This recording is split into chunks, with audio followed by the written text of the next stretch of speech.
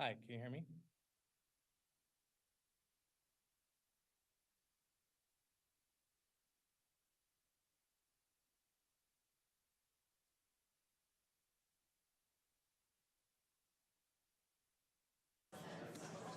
Member Dean, can we do a mic check? Yeah, can you hear me? Yes, a little soft. Can you speak up a little bit more? Yeah, how's this? Can you hear me okay? Yeah, that should be fine. Thank you. Okay, perfect. Thank you. Question for our public.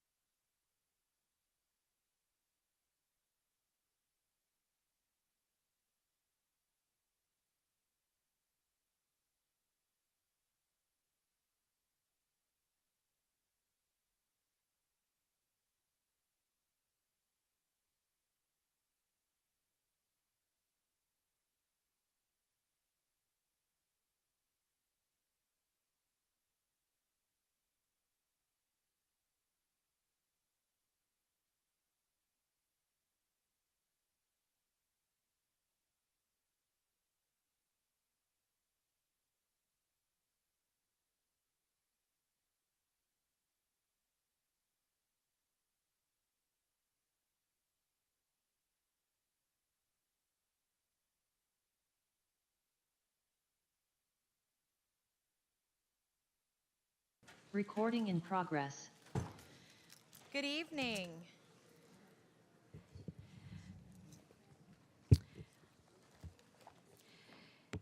Good evening, all, to the VTA Board of Directors meeting, and this is our regular meeting for June 6th. I'm now calling our meeting to order. I want to just make a few safety reminders before we begin. Please take a moment to identify your nearest exit, and the nearest AED is by the public table in the back of the chambers. Restrooms are outside the double doors, adjacent to the reception area. And in the unlikely event we need to evacuate, our assembly area is in the plaza outside of this building's double doors. You'll walk out the way you came and right out through the to the front plaza. I would like to welcome members of the public who've joined us this evening. Those of you who'd like to address the board are encouraged to complete a blue speaker card, and they're at the public information table, and the clerks will assist you. Virtual attendees can use their raise hand function in the Zoom or press *9 if you're dialing in. We will be inviting those speakers who are attended in person to speak first. They will be followed by those who are on Zoom. To my colleagues, please keep your mics muted until you're ready to speak. And board member Din is attending remotely. Member Din, I believe you have disclosures. Yes, thank you, Chair. Pursuant to Government Code Section 54953F2AI, I'm participating remotely due to an illness, and there are no adults in the room with me. Thank you. We hope you feel better. And colleagues, because we have remote participant, we'll be doing roll call votes this evening. And with that, Elaine, you want to call the roll? Yes, Chair. Thank you. Abikoga. Here. Blankley. Blankley's here. Burt. Burt's here. Cohen. Davis. Dean. Here. Foley. Here. Foley is here. Jane. Jane's present. Kamei. Lee. Good afternoon, President. Lee Ing. Lee Ing present. Mahan. Montano. Here. Rennie. Rennie's present. Torres. Torres present. Turner. Lopez. Here. Chair Chavez. Here. Madam Chair, we have a quorum. Thank you. Colleagues, I wanted to just share that we're going to be, I'm sorry, I apologize. We're going to go to the orders of the day. And that's item 1.2. And I'm going to ask if there are any changes from my colleagues or staff. Seeing none, I want to note that we will adjourn tonight's meeting in memory of Victor R. Garza. Victor was a great community leader. Many of us here knew him for generations. It feels like forever. We've known him a long time. He passed away this morning. Victor was born in Eagle Pass, Texas, and moved to California in 1960. He began his lifelong career in public service in 1986. Victor founded the La Raza Roundtable in 1988, Santa Clara County's largest coalition of Latino and Mexican American organizations, and spent 36 years fighting for his community. He was a strong voice for equitable education, social and health services, immigration issues, employment, promotional issues that impacted the Latino workforce. He served as a manager for the County of Santa Clara Veterans Services in San Jose and was awarded numerous commendations and awards for his long history of political leadership and community involvement. He will be remembered, I know, by many, many, many of us and missed, and we want to offer our deepest condolences to his family. And I wanted to thank your staff for so quickly getting that notice out this morning. Thank you. Manolo, I know, did that, and he was a beloved member of our community. Otto, did you want to say something? Thank you, Chair. Just briefly, Victor Garza has been a true friend for me over 20 plus years, that the time I've known him. I did get to visit him about a month ago, and knowing that he was already very ill, and it's truly a sad occasion today. Victor is a giant in so many ways, not just in San Jose or Silicon Valley. Just to let some folks might not know, when I was running this campaign back in Fresno in 2012, he was absolutely a giant, even out there in Central Valley and supporting me. And I've learned so much from him, standing back at his ranch in Fresno about what he's done and what all the amazing thing he's been working on for so many generations. So I just want to say it's a huge loss to our community. Thank you. Thank you for sharing that. And we'll share a letter with his family on behalf of the board. So we're going to now move to, I don't have to move orders of the day because they're, okay. So we're going to go to item 2.1, and this is awards and commendations tonight, and we're honoring the retirees who have 25 or more years of service. And Angel Sabalos is going to Associate HR Director will provide highlights of their careers and contributions to VTA.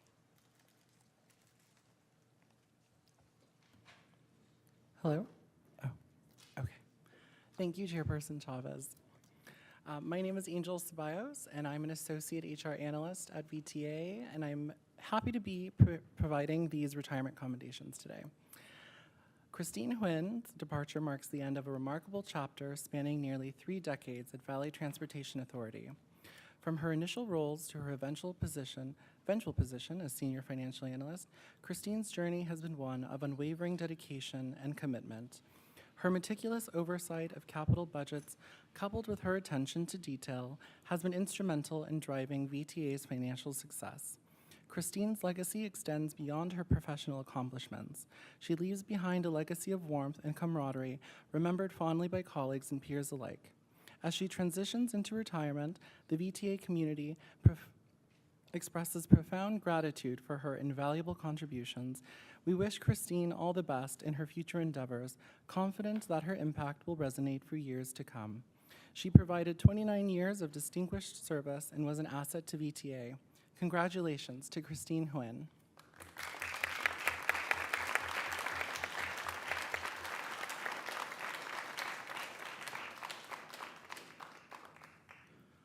Rosemary Noble. Rosemary Noble's tenure in the benefits team was marked by her extensive expertise and unwavering dedication to excellence. Her profound understanding of benefits processes, coupled with her commitment to accuracy and timeliness, set a standard of professionalism for her peers. Beyond her technical proficiency, Rosemary's positive attitude and respectful demeanor endeared her to colleagues and clients alike. As she embarks on a new journey, Rosemary leaves behind a legacy of integrity and respect in the Human Resources Division. She will be dearly missed, and her contributions will be remembered fondly as she enters this exciting new chapter. She provided 25 years of distinguished service and was an asset to VTA. Congratulations to Rosemary Noble.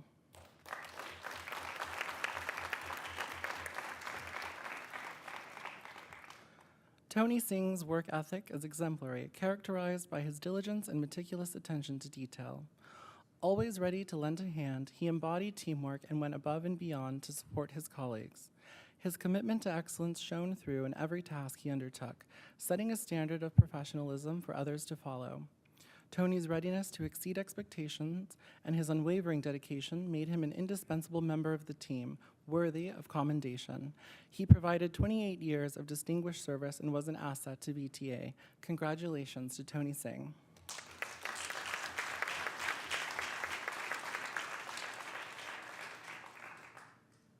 Dawn Wright's journey at VTA is a testament to her unwavering commitment and versatility across various roles. Her leadership style, characterized by constant encouragement and a can-do attitude, has inspired her team to consistently deliver their best. Dawn's exemplary work ethic has not gone unnoticed. She has garnered praise and appreciation from colleagues for her dedication and innovative problem-solving approach. Her numerous accolades, including Supervisor of the Month, Supervisor of the Year, and Supervisor of the Quarter award, speak volumes about her outstanding contributions and the high regard in which she is held by her peers. Dawn's impact extends beyond her accomplishments. She leaves behind a legacy of leadership and excellence that will continue to inspire others in this organization. She provided 25 years of distinguished service and was an asset to VTA. Congratulations to Dawn Wright.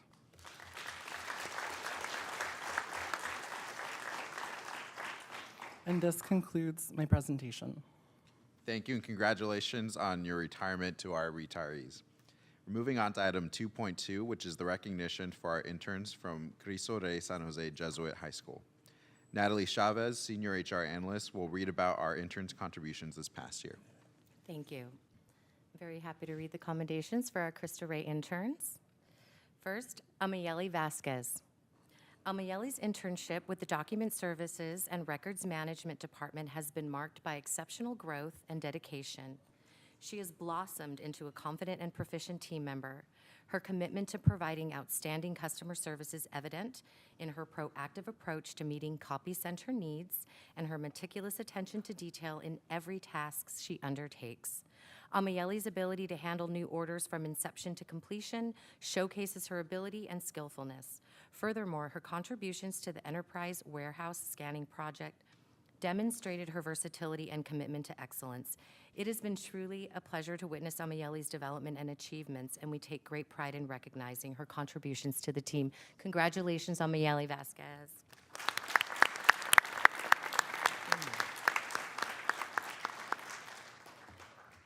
Christopher Lopez Cruz. Christopher's internship with the Service Planning Department has been characterized by outstanding dedication and versatility.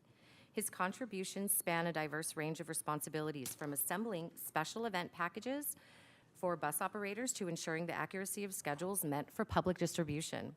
Christopher's proactive approach led him to tackle a backlog of bus stop work order files, demonstrating both initiative and efficiency. His impeccable work ethic has been instrumental in maintaining operational efficiency. Congratulations to Christopher Lopez Cruz.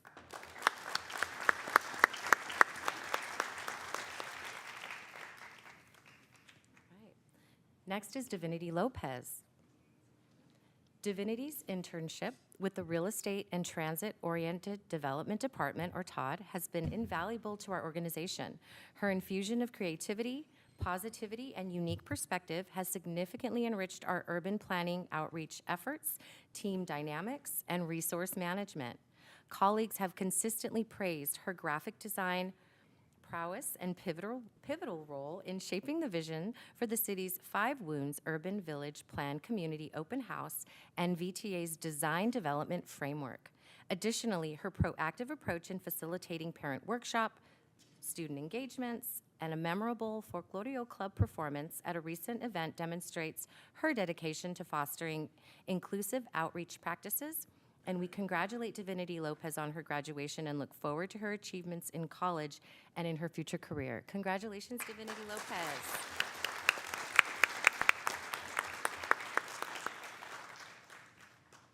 All right, next is Ignacio Urino Jaramillo. Ignacio's internship with the Regional Transportation Services Department has been characterized by a profound sense of professionalism and unwavering commitment. Ignacio has successfully tackled challenging tasks and played a pivotal role in several specialized projects, such as the Access Paratransit Open House, the decommissioning of the paratransit fleet, and participating in the Committee on Transportation Mobility and Access bi-monthly meetings, along with contractors' monthly meetings. His invaluable contributions to tasks related to the Access Paratransit Program and contracted services have been particularly noteworthy and greatly appreciated. It's been a pleasure and an honor to have Ignacio as our student intern for the past 2 years. Congratulations to Ignacio. Next is Yvonne Hernandez. Yvonne's internship with the processing team has been exceptional. Yvonne has exhibited significant professional growth by acquiring new skills and knowledge and developed into a more confident and vocal individual. He consistently delivered on assigned projects and duties with diligence and precision. Yvonne's impact extended beyond our team, reaching various units within the HR department, including recruitment, retirement, labor relations, and benefits. Colleagues from these teams have universally praised Yvonne's strong work ethic and exceptional productivity. We are deeply grateful for Yvonne's contributions during his time here and have full confidence in his ability to excel in whatever path he chooses next. Congratulations to Yvonne.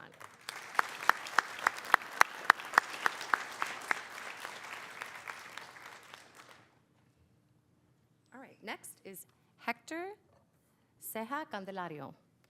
Hector's internship with the Operations Department has been marked by professionalism, punctuality, cooperation, and unwavering diligence. Across various areas within operations, Hector has provided invaluable support. Notably, he has played a central role in joint workforce investment apprenticeships, reporting, and data entry, further developing his understanding of apprenticeship protocols and the Mission College grading process. While shadowing the engineering team, Hector worked on a project aimed at resolving fog light misalignment on bike racks, highlighting his problem-solving abilities and meticulous attention to detail in sourcing necessary components. His contributions have also encompassed assisting with the Uniform Voucher Program and non-revenue driver audits. The operations team extends sincere appreciation to Hector for his exceptional contributions throughout the school year and wishes him continued success in all future endeavors. Congratulations, Hector.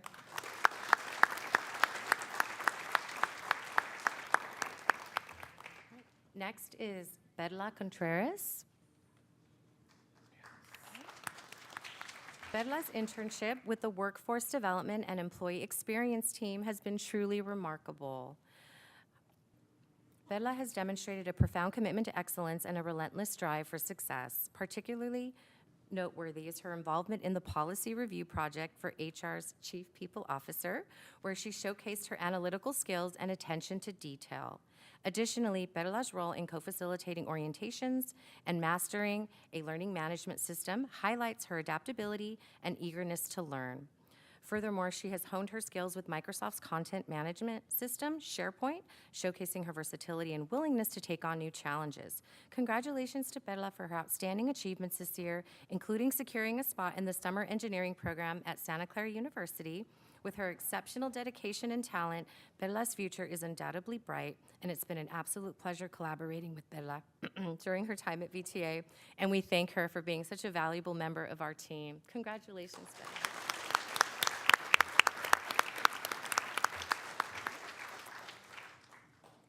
We had one student who couldn't be here today, and that was Giselle, and I'll briefly read that her internship with the Safety and Compliance Department has been exceptional. She assisted in various tasks, including data entry and organization of the Safe Driving Awards, Safety Supply Inventory, Injury Illness Prevention Program Procedure Conversion, and the Safety Moment Power Presentation. Giselle consistently demonstrated a positive attitude and was open to learning and taking on new tasks. Giselle is excited to start her next adventure attending college. With her passion, drive, and work ethic, Giselle has a bright future in whatever career path she decides to study. Having her as part of our team was a pleasure, and we wish her the best in her future endeavors. Congratulations to Giselle.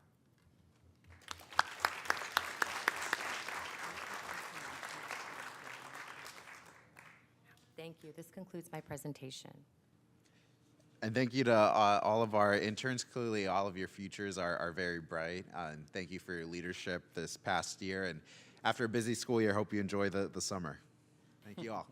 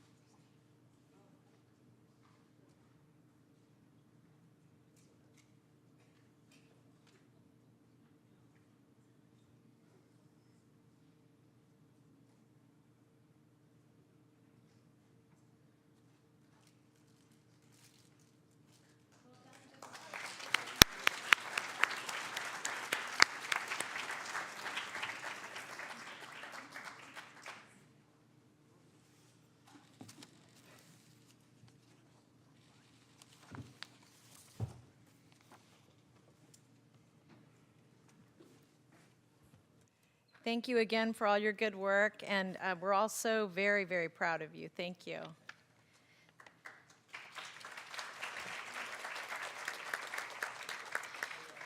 So next on our agenda is public comment, and this portion of the meeting is reserved for persons who are desiring to address the Board of Directors on an item that is within the purview of the committee, but not necessarily on the agenda. If you'd like to address the board, please raise your hand in Zoom or press *9 on your phone now. Speakers will have 1 minute to speak, and if there's anybody in the chambers that would like to speak, please turn in a blue card. I'm going to invite up James Whitman. Welcome.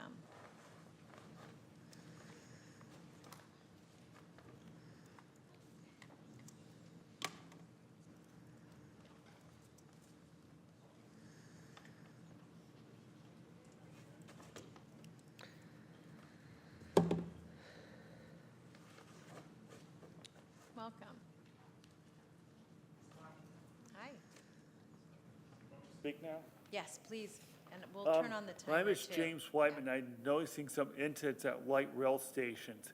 You guys need to get some VTA police control out there, at least like the BART police do. You need to name that the VTA police at the light rail stations. Also, I went to the downtown customer service center and spoke to the people about, well, you know, over here at the Civic Center light rail station, somebody ripped into that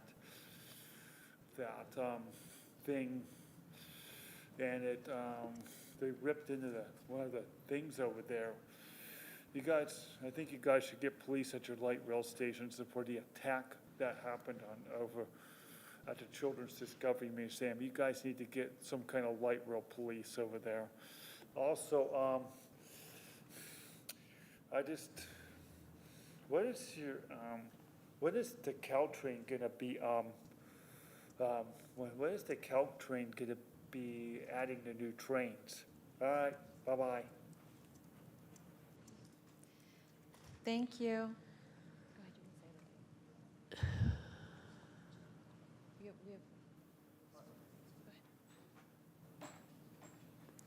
Okay, we'll turn it over to the Zoom public speakers. We have 3, Paul, followed by Peggy, followed by Blair. Paul, you may begin speaking when ready. Hello, I am unmuted now. Yes, you are. So I have a few things I'd like to speak about.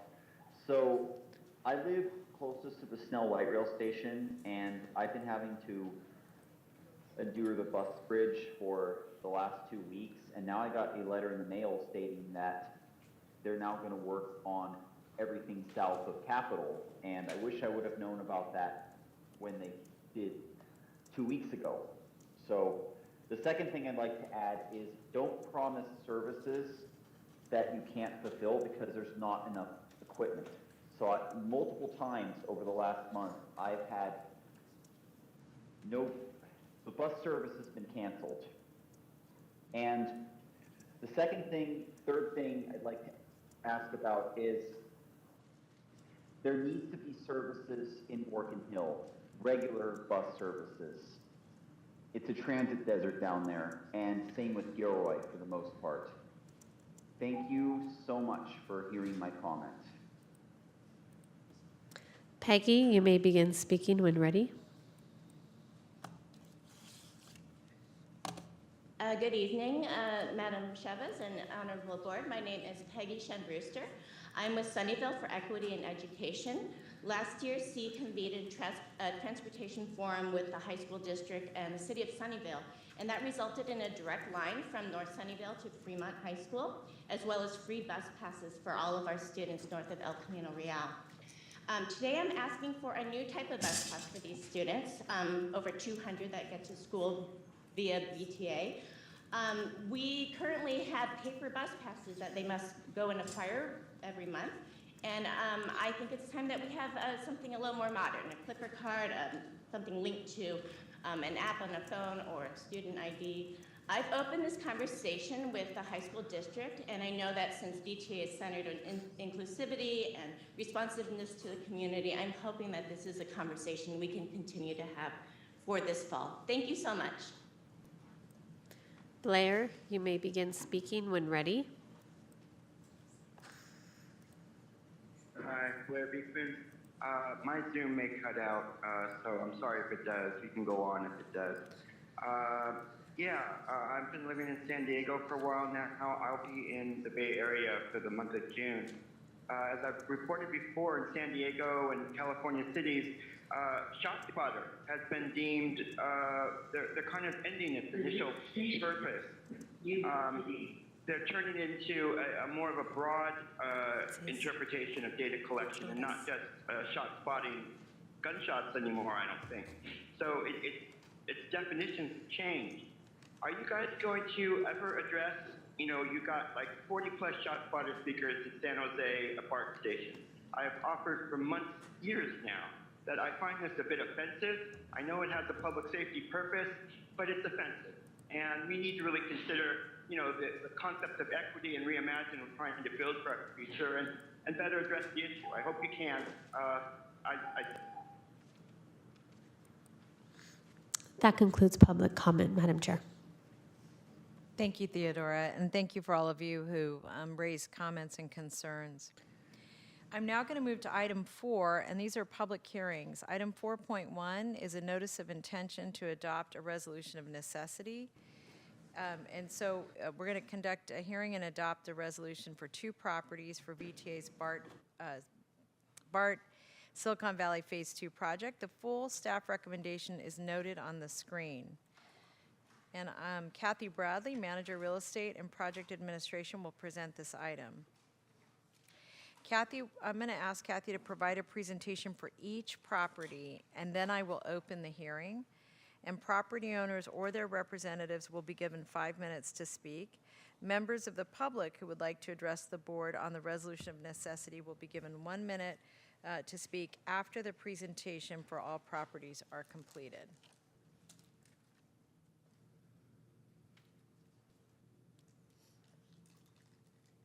Good evening. My name is Kathy Bradley. I am the VTA Real Estate Manager, and with me is Tom McGuire, Chief Capital Mega Projects Delivery Officer. And tonight we have 2 resolutions of necessity for the BART Phase 2 project. They are both for tunnel easements. On the screen is an overview of the BART project. It starts at the Berryessa station in San Jose. It is a 6-mile extension with a 5-mile tunnel. It includes 4 new stations and associated maintenance and ancillary facilities. The agenda packet contains the full administrative record for this hearing, and this presentation is a highlight of some of the items within the agenda packet. There are 4 findings the board is required to make for a resolution of necessity. First, the public interest and necessity require the project. Second, the project is planned or located to be most compatible with the greatest public good and least private injury. Third, property in the resolution is necessary for the project, and 4, an offer of just compensation has been made. So I do want to note that compensation is not a subject for the resolution of necessity hearing. This next slide shows you the approximate location of the 2 parcels that are part of this hearing tonight. They are near 101 towards the east portal. The first property is B3105, located at 1505 Marburg Way in San Jose. The owner is Biddle Jones Family Partnership LP, and the property is being used as an apartment complex. The acquisition is for an approximately 21,000 square foot tunnel easement to construct, operate, and maintain the tunnel. The offer was made on January 31, 2024. This image shows the approximate location of the tunnel, and since the offer date in January, we have been having discussions with the owner, and just prior to this hearing, just yesterday, we did come to an agreement, a verbal agreement on compensation. So what we're going to continue to do is to finalize a purchase and sale agreement and the easement language, and we will not file an eminent domain action unless we are unable to come to agreement on the final documents.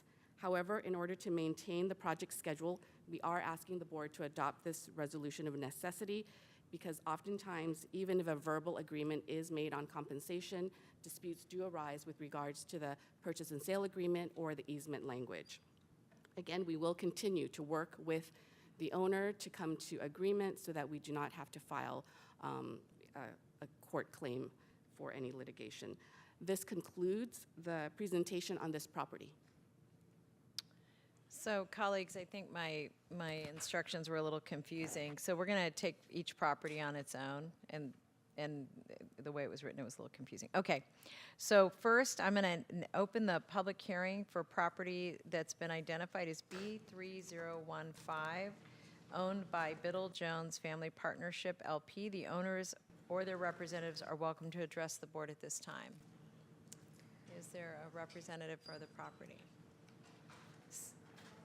Thank you. Seeing none, I'm going to see if there are any questions from my colleagues on this item.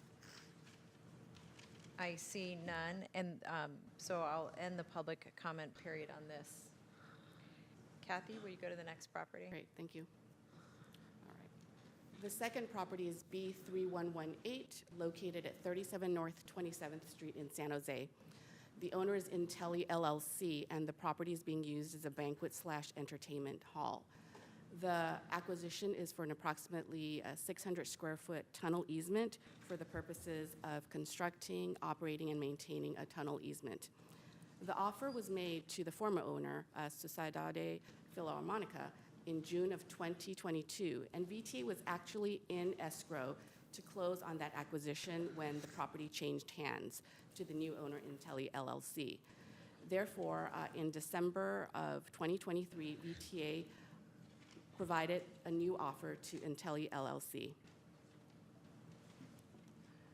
This image shows the corner where the tunnel easement is approximately located.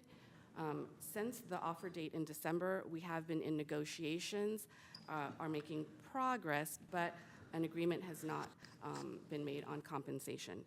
Therefore, we are asking the board to adopt this resolution of necessity in order to maintain the project schedule.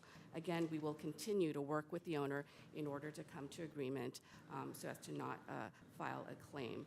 I do think that there is a representative from Intelli here today, and so they may be speaking on this matter.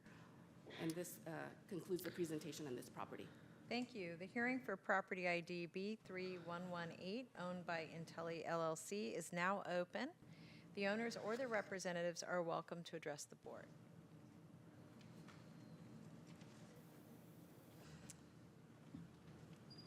I don't see anyone.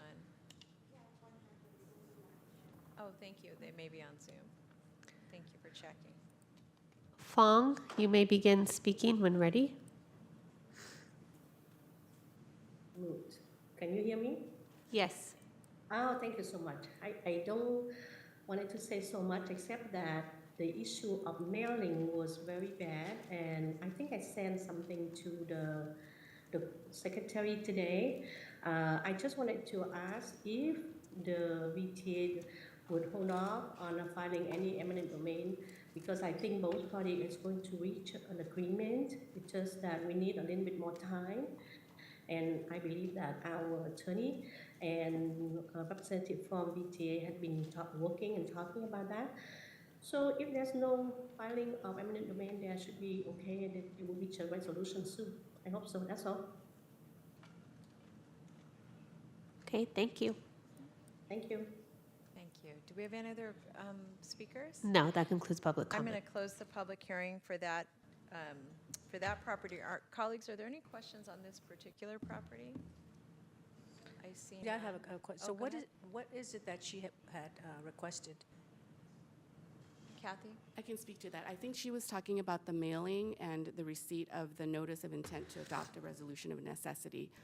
VTA mailed the notice via express mail, 2-day mail with delivery confirmation. It was received on May 20th. And the address that we used was the assessor's address on record for the property owner.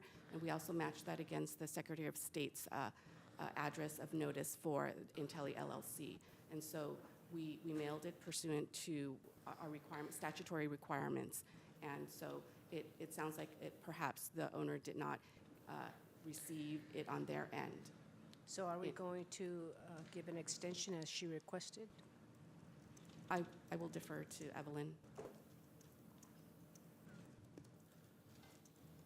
The eminent domain procedure requires that we have to file a proceeding within 6 months. So there's plenty of time for us to try to reach a resolution. And to the extent that we need more time, the property owner and VTA can enter into a tolling agreement that can give us more time. But our intent is to try to resolve it without having to file an eminent domain proceeding.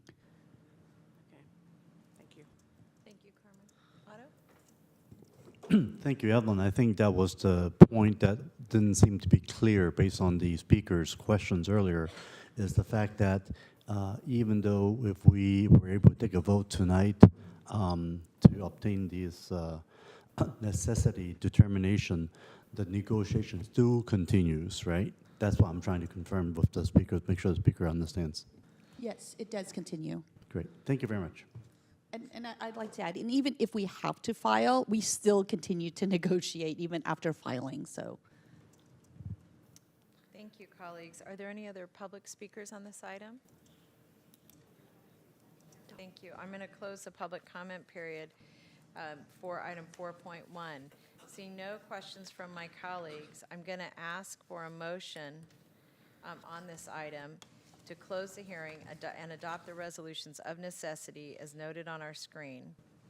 And I'd like the maker of the motion to read for the record the property ID numbers.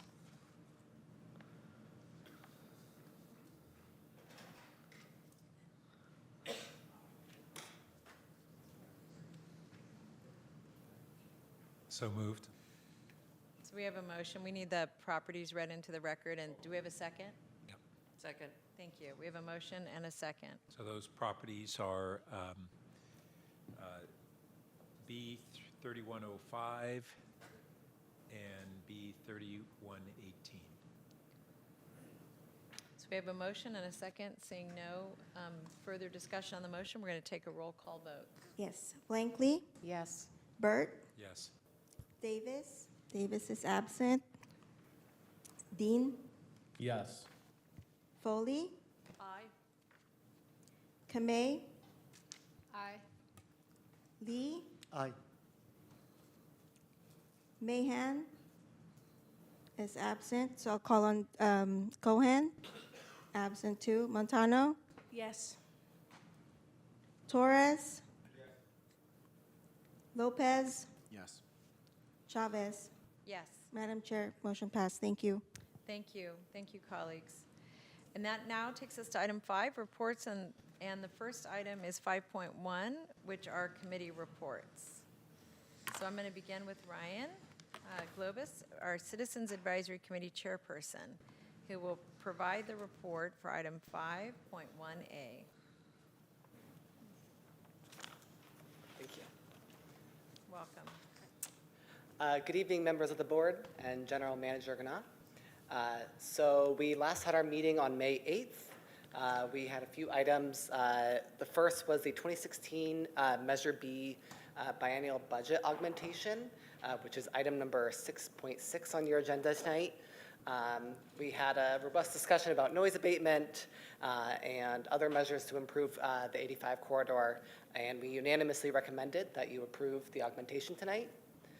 We also heard, it's on your agenda, number 6.7, which is the Valley Transportation Plan, the 2050 progress update. We asked about various corridor studies underway, including Bascom and Stevens Creek, as well as the Vasona Light Rail extension, and offered comments and feedback to staff on that. For our watchdog responsibilities, we had our public hearing for the 2000 Measure A. As I mentioned last time, our auditors, Crow LLP, find that VTA complied in all material respects with the requirements of Measure A, which is fantastic. We had a member of the public come and speak and give input, and we will have our final report sometime later this month. Our next meeting will be on June 12th at 4 p.m., both in person at the VTA headquarters as well as on Zoom for members of the public. That concludes my report. Are there any questions? Thank you, Ryan. Are there any questions? No? Thank you very much for being here. We're now going to go to item 5.1B, and this is the Policy Advisory Chairperson's Report, and that is in the online packet. Item 5.1C, Christine Fent will provide the report. So welcome, Christine.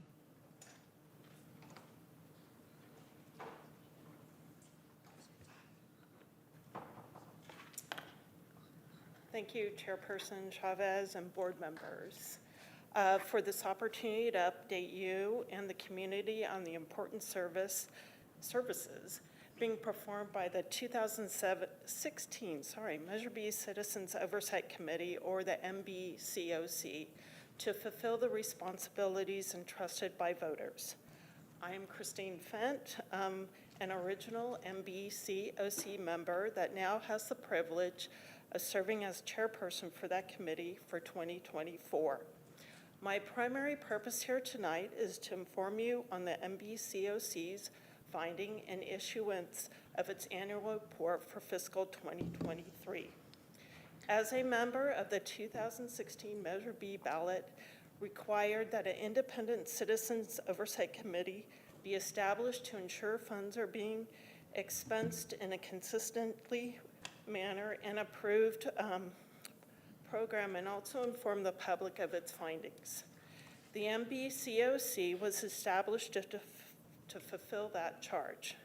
My committee colleagues, all very qualified and dedicated individuals, take their responsibilities very seriously and are extremely diligent in fulfilling them. The committee's independent auditors, Moss Adams, has completed the ballot required audit for fiscal year 2023. They issued a clean opinion, meaning that they concluded in their professional opinion and based on their testings that 2016 Measure B revenues during the period were expended only on costs identified in the ballot. Also in May, the committee conducted its annual public hearing to solicit input from the community. We had no attendees at that, so we're hoping in the future to have more attendees at our annual meeting. Tonight I am here to inform you that MBCOC's annual report on fiscal 2023 will be issued later this month. Of primary importance, it reflects the committee's conclusion that for the period 2016, Measure B revenues were spent in accordance with the ballot. The annual report also contains, as one of its component pieces, VTA's 2016 Measure B program report on fiscal year 2023 that is currently under development. As an oversight committee independent of VTA, it is vital that MBCOC's issues an annual report to our fellow county residents to provide independent assurance that their hard-earned 2016 Measure B tax dollars are being spent in accordance with the intent of the measure. The link for the report will be, as in previous years, sent to all VTA members. It is respectively requested that you include it in your newsletter or other communication opportunities to help inform the community. In closing, MBCOC members consistently strive to provide added value to the 2016 Measure B program. This is done by offering independent, informed perspective and recommendations for consideration by the board and VTA administration. This includes best practices, optimizing program transparency, maximizing community awareness of the program, and communicating how 2016 Measure B is enhancing the quality of life for our county residents. I would also like to bring to your attention the transparency website. We find this to be very useful and illuminating, and we are also trying to drive some of our residents to the website because it really gives a great breakdown of all the projects and the funding of what's happening for Measure B. That concludes my report, and thank you again for the opportunity you've provided. Thank you very much. I'm going to see if there are any questions from my colleagues. No, but thank you for that important work. Oh, sorry, Carmen. Would you turn your mic on? I must have turned it up by accident. Thank you for that presentation. So you mentioned about best practices. So when you did the audit, how many times do they do the audit? Is it? This is our 5th audit that we've done. And is it with the same auditor? It has been Moss Adams. We voted, I think it was 2 meetings ago, to renew their contract for another 3 years with an extension on it to a 4th year. And we have had, if I remember correctly, 3 management items so far, and 2 of them have been corrected, and we have an ongoing administration item that's outstanding that we are working with staff and on the committee to make sure that gets completed. I just want to make sure that we, I know that best practices, is to have a new auditor every 7 years. So just want to see make sure that that does happen. Yes, we will. Yeah, it could be because of the lawsuit. We didn't have the audits for the first 3 years. It was a catch-up, so we had a catch-up to begin with. So they did go through it, but they were not consistently for they haven't been for 7 years. So this will be our 5th, so it'll make it 8 years with the contract extension. Well, I just want to, if you can somehow have that addendum in there that every 7 years we need to change the audit, have a new auditor. This is best practices. All the cities do that. Most governments do that. Right. The other thing is that website. Can you give me that website so I can have our city put it on the on our yes, city I think website? the link. I think the link will be sent to you. I think it's Measure B 2016. I don't have it memorized in front of me what the address is. And we'll have staff send the link out. Yeah, that'd be Yes. good. It's good transparency. Yes, and it's great to drill down. It is very transparent. I'll have our so- city put it on our website. Yes. Thank you. Christine, thank you very, very much. Thank you for your service you. on that committee. Colleagues, for item 51D, these are the steering committee chairperson's reports, and they're in your online packet. Item 51E, these are the policy advisory board chair report is in the online packet also. 51F, this is the report from the BART to Silicon Valley Phase 2 Oversight Committee, and it is included in your packet. And I don't know, Pat, if you wanted to add anything. I would just encourage folks to read it and see what's upcoming in the June meeting that we're going to have next week. In particular, we're anticipating an additional update from staff on when we will be hearing the first indication of what level of federal funding we'll be receiving as a recommendation on the engineering report. That's preceding the full funding grant agreement that would come in late fall, but we expect in July to have the recommended percentage of the project that the PMOC and the FMOC consultants will be recommending to FTA at that time. And so that's all I have to add in addition to the written report. Thank you very much. All right, I'll now see if there are any public comments on these reports.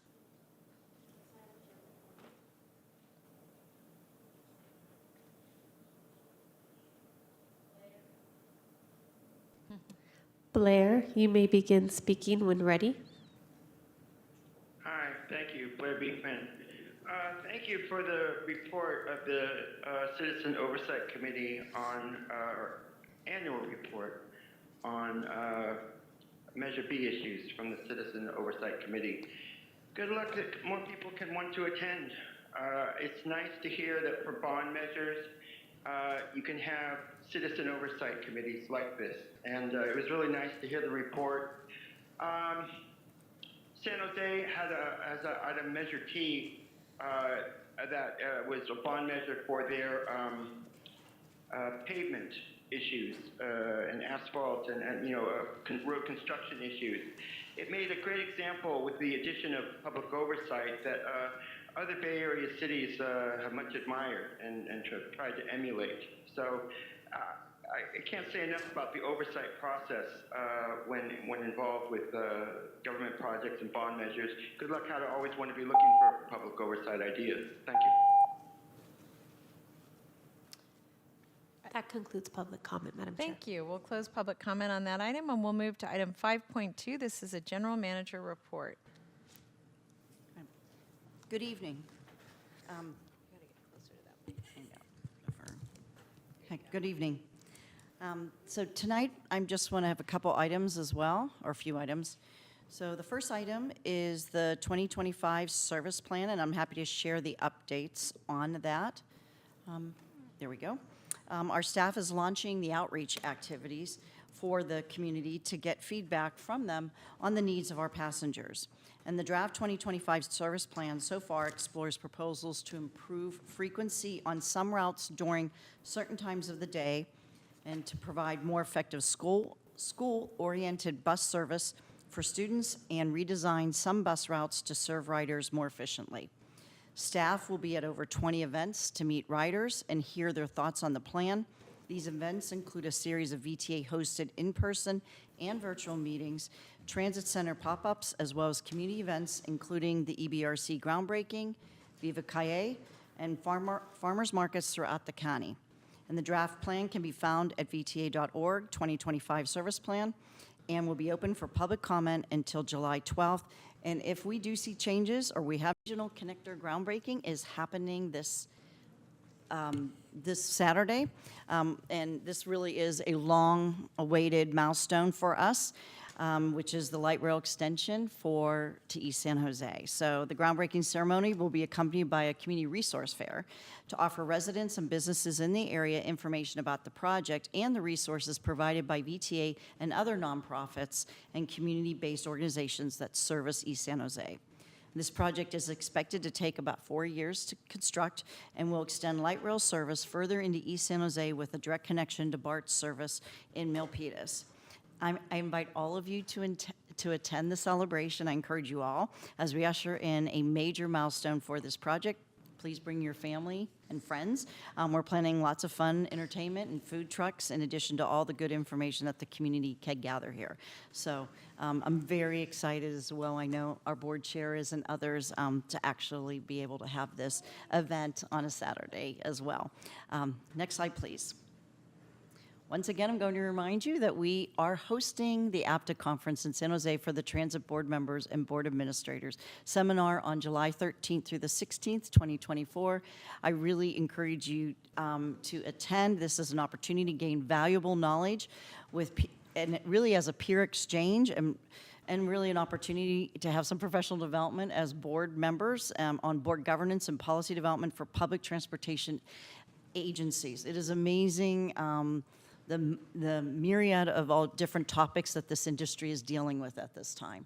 From anything from transit safety that our drivers are going through, our frontline employees are dealing with, to procurement policies that are changing that FTA is dealing with as well, to national campaigns that we are looking at to incentivize ridership, particularly for FIFA, which we are part of. So I do encourage all of our board members to attend as a great opportunity to network. And we're going to have some great events at the Tech Center as well as the Mexican Heritage Plaza to really show off our community. And the next slide is item 5.2A, which is a government affairs update, and that's in our packet. And before I conclude, I want to note that there should be a board flyer update is at your place with ridership and security safety statistics are in the online packet. And I'll be happy to answer any questions. Thank you. Thank you, Carolyn. I'm going to see if there are any questions from my colleagues, and then I'm going to go to the public, and then I'll come right back to my colleagues. We have one Zoom speaker. Great, thank you. Blair, you may begin speaking when ready. All right, thank you. Blair Beekman. Good luck in addressing our concepts of public safety in terms of community participation and not just decision-making from government, but how to include community in decision-making about public safety, about technology that's going to be in place. I guess that's about all. It's an important concept to really want to better develop for our future. Good luck in your attempts to try to do that. Thank you. That concludes public comment online, Madam Chair. Thank you. We have one here in the room, and that's James Whitman.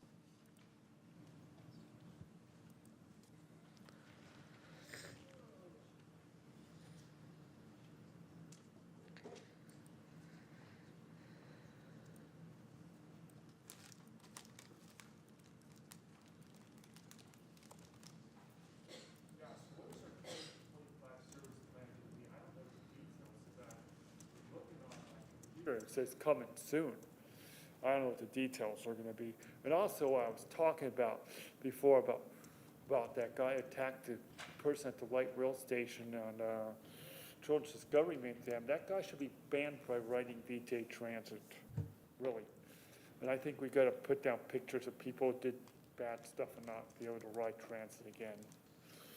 All right. Also, so the VTA 2025 service plan is going to be good, I think. And what are we planning for Super Bowl? I don't know. Thank you. I'm going to close the public comment, and I'm going to go to Supervisor. Oh, do you want to just answer the question about the date? Could you hear? Yeah, Jay, the date for the we'll be back to the board with the transit service plan for 2025. And it's open now for public comment. Thank you. All right, I'm going to go to Supervisor Lee, Mr. Otto, and then Yes, thank you, Department. Chair. Hi, Carolyn. Regarding the exciting APTA conference, so we are now playing host in July, so very excited that would happen in the middle of July. Nice and toasty.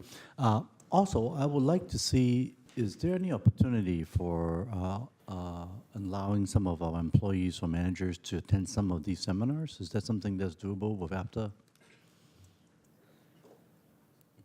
I think so. I mean, I can contact them, but I think that's possible as well. And this one does include administrative staff in it for training, so it's actually a great opportunity, frankly, for the board even to get to know our administrative staff a little better. Exactly, yeah. It's such a great opportunity. Let's take advantage of it. Thank you. Thank you. Carmen? Thank you, Chairperson.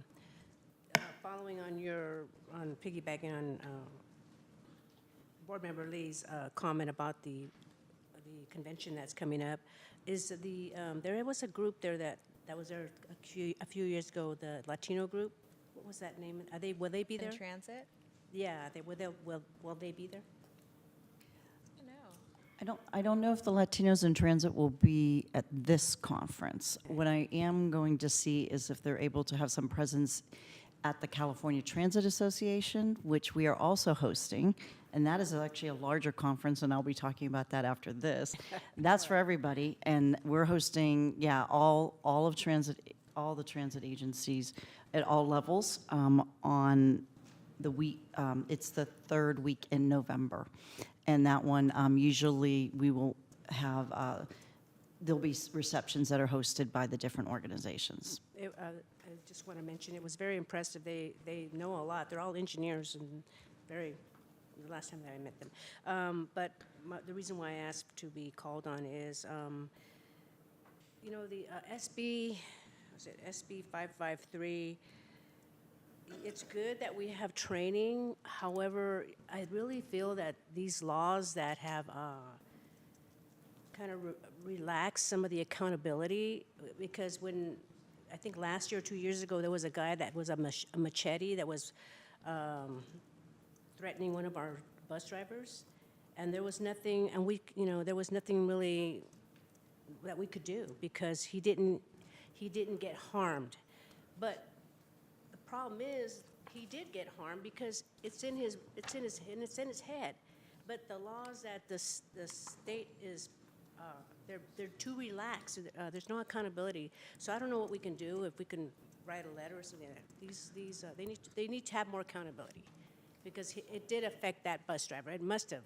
I mean, if somebody comes after you with a machete, it has to affect your mind. So anyway, with this SB 553, I'm sure it's good that we get training, however, on violence, but we need more of the laws to be changed. Yeah, I think SB 553 is really geared towards workplace violence prevention. You're correct, in our environment, and because our environment is all over the county, that's part of it.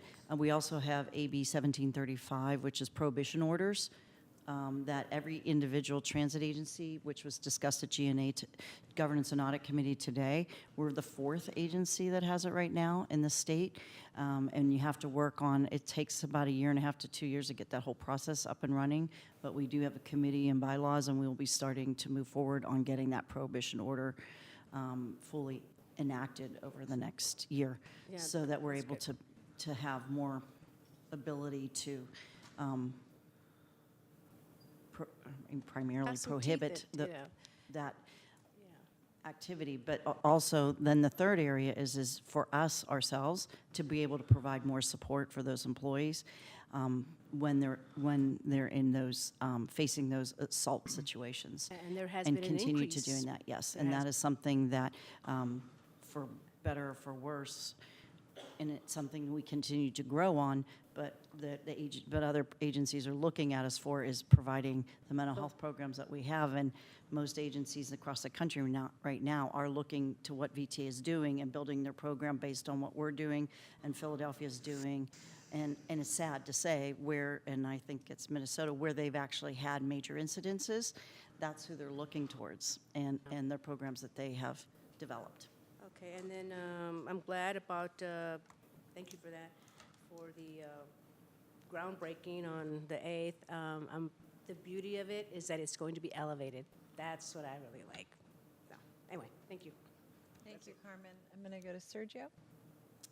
I just want to say a quick word to really encourage my colleagues to attend the APTA conference. This one is specifically geared, the content for supporting board directors in our learning and growth, and definitely encourage our alternates as well. And I think we can have PAC members attend, right?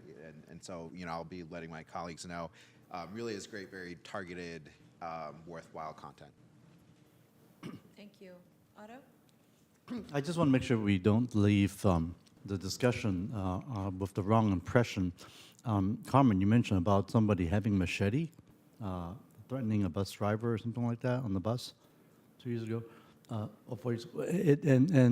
Evelyn, I'm no criminal law attorney, But I think that's what we call assault with deadly weapon. So you don't have to hit somebody or injure somebody, but just having it, that is absolutely a crime. And that's prosecuted, and you can go to jail for that. And I just want to make that clear. I don't want anybody listening to this hearing thinking that that's okay. No, that's absolutely not okay for our buses or anybody. Thank you. Thank you. I'm going to move us on to item 5.3, and this is a report that I'll give. So I was really honored to take part in the flag raising for Pride at the VTA headquarters on Monday. I want to thank Carmen for attending and really thank Omar for making sure that this is a celebration at the VTA site and hoisting the flag. I think it was a really beautiful experience. And Omar, I want to say a very special thank you to you for not only your incredible words, but making sure that we're doing that at our headquarters. As you can see from the photo, that we had a lot of folks come out to join us. It was really a really special occasion. Diversity, equity, and inclusion are priorities for us here at VTA. And this was such a great opportunity for all of us to not just show our pride, but also to remind the public that we're a great place to work because of, frankly, we're an inclusive organization. And again, I want to just say a very special thank you to the 100 folks who came out. The Silicon Valley Pride Celebration is in August, and we will have our usual colorfully wrapped bus in the parade. We have an invite out to all of our employees and board members to participate with us on August 25th from 10:30 to noon in downtown San Jose. It's going to be a blast, so please come. Next, I wanted to give an update on SB 1031. And colleagues, as you recall, we took an official opposed position on this legislation on May 2nd of this year. The bill passed off the Senate floor on May 24th on a vote of 26 to 10. Senator Dave Cortese, who is a former VTA board chair, spoke passionately about his attempts to find compromises that would both protect Santa Clara County's control over our own destiny and funding, but also recognizing that that the current bill didn't address those concerns, and so he voted against it. And I'll just say, we'd had a number of conversations with with many people at the state, including the bill's authors, and the bill seemed to go in the opposite direction, which is why it put Senator Cortese in the position of needing to vote against it. My colleagues at the Board of Supervisors also took an action to oppose the bill on Tuesday of this past week. On May 31st, the authors, Senators Wiener and Wahab, released a joint statement announcing that they would pull the bill from the legislative process this year in order to convene key parties over the summer and into the fall to create a regional consensus. And I know as a board that we are fully committed to that, and I have made that clear to both, to Senator Wiener. I've not spoken to Senator Wahab, but I have been speaking quite often with Senator Cortese so that we're really able to support his efforts at a state level. So I know VTA, our great legislative staff, is going to continue to work very hard to see if we can't find an opportunity to protect transit in the region and do it in a way that promotes our ability to sustain and protect the agency, frankly, for the transit-dependent riders and choice riders in our community. So that is my report. So I'll see if there are any questions from the public first, or any comments from the public. We have one online, Madam Chair. Yeah. Blair, you may begin speaking when ready.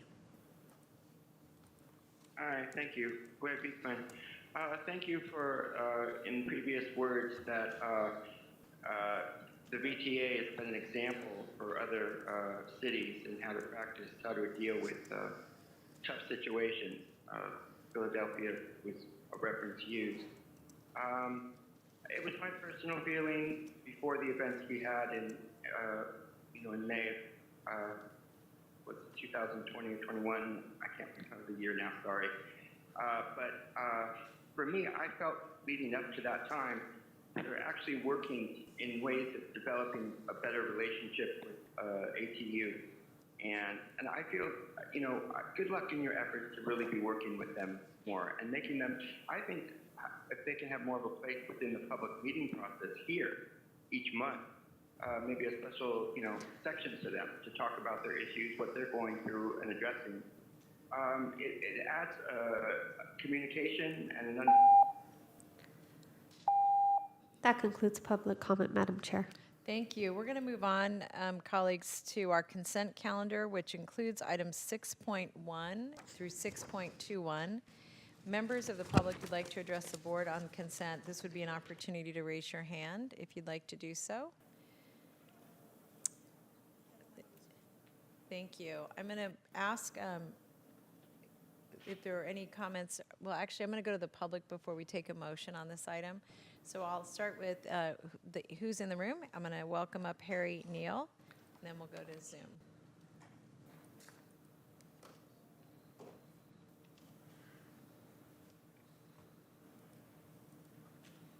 Good evening, board members. I wanted to comment on the update to the VTP 2050. I remember seeing that there would be a light rail modernization item there. I do hope sincerely that as part of an item like that, we could look into doing platform screen doors at the highway median stations, because the waiting experience there is quite poor with the level of noise, and platform screen doors would eliminate that, as well as being safer and more comfortable experience for waiting. Thank you. Thank you. Theodora? Yes. Jordan, you may begin speaking when ready. Thank you for letting me speak today. I want to speak on item 6.7, the VTP update. I would appreciate your support in removing environmentally disastrous highway widening projects from the VTP project list. The major widening projects are number 48, 50, 51, and 56, though there are likely others as well. These projects combined will add at least 58 lane miles to US 101 and at least 33 lane miles to SR 85. The widening of 101 will likely increase VMT on that corridor by around 20%, according to state VMT calculators. It doesn't matter that these will be managed lanes. Road capacity is still increasing, bringing induced demand and higher emissions. The 101 widening is based on a 2015 environmental document, which predates using VMT as the primary CEQA measure. It admits and actually celebrates that the project will be increasing VMT. So I hope you will reconfigure these projects and instead spend that time improving transit and active transit. Blair, you may begin speaking when ready. Hi, Blair Beekman, to speak to item 6.9. You're working towards a contract of $1.1 million for 150 outdoor passenger information monitors for the future of VTA light rail stations. What exactly are these light rail monitors going to be? Are they just going to deliver information about when trains will arrive and such, or will they have additional, data collection and surveillance possibilities and capabilities? It's really important, guys, that we have to learn to be clear on these sort of things. Remember how you guys used to talk about the Big Belly as a trash compactor? There's no trash compactor in the Big Belly. It's a surveillance device. And we need to be clear when we're talking about these things with our community. You can't lie to the public and say the things you said in the past. We really have to work towards clarity and openness and accountability, good policies, open public policy. Madam Chair, I also want to note for the record that we did receive written public comment that was posted in the online agenda packet and sent to the board members. Great, thank you, Theodora. I'm going to see if there are any comments or questions from my colleagues. Seeing none, I'm going to ask for, sorry, go ahead, Rosemary. Thank you. I just had a sort of general question regarding the comment that was referred to in terms of the 6.7 and the widening, in terms of as we move forward, as you add projects, as, do you just continue to maintain the same information, or is there a certain point in time that things get updated? Like there was reference made to the 101 So I'm widening going to projects. actually remove that item from consent, and that way we can ask those questions and get some response. Is that okay with you? Yeah. Okay, great. So I'm going to ask for a motion for the consent calendar for 6.1 through 621, with the exception of 6.7. So moved. We have a motion from Otto and a second from? Second. A second from, who seconded it? Member Foley. Thanks, Pam. So we have a motion and a second. Any discussion on this motion?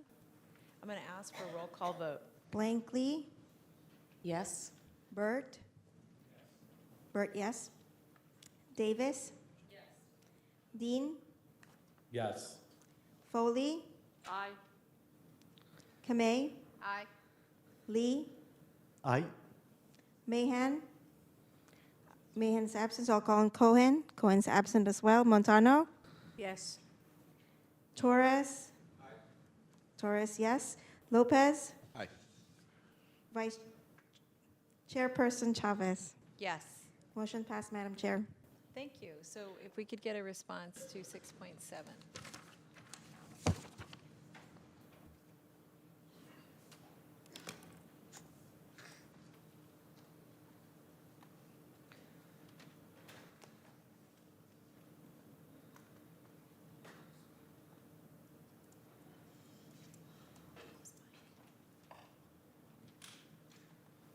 Is that on? It is.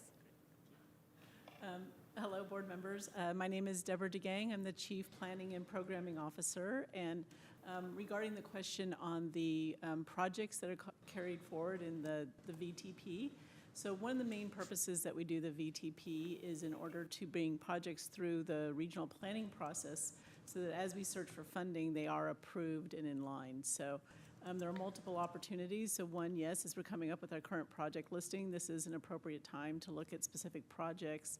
The projects that we have in there, many of them, as was mentioned, have been environmentally cleared and have many different purposes. I will say then also, as we move forward and look at pursuing funding for specific projects and pursuing contracts, those will also be times when they'll be brought back to the board to review in any sort of detail. But I can also answer questions on specific projects. I guess my question was really in terms of the documentation on some of the projects, and I know sometimes they just kind of stay on for a while. At what point do they become old? Like the information, the environmental documentation, things change. And so I was just curious as to, I know that they don't happen very quickly, given the way things are, but I was just wondering, are they cleared in perpetuity, regardless of how old they are? Or, because, things do change, so. And Carolyn may know the answer more specifically than I do, but the environmental documents can get outdated, and so if that were to happen, that would be part of our process, would be to recommend additional environmental documentation. But those projects that are in the VTP are still actively cleared. Okay, so they're considered still sort of good enough, but if there should be a need, like if they come forward to us and we're going to have grants or whatever, then we could reconsider whether or not there's a need to go for, updated environmental documentation. Correct. Yeah. Okay, thank Not you. all projects in the plan are individually environmentally cleared. The regional transportation plan, when they're moved in the regional, are programmatically cleared, but some projects within the countywide plan are individually cleared as well. But we do look each time we update our plan. We try to update the numbers and give more updated information about the project if there is.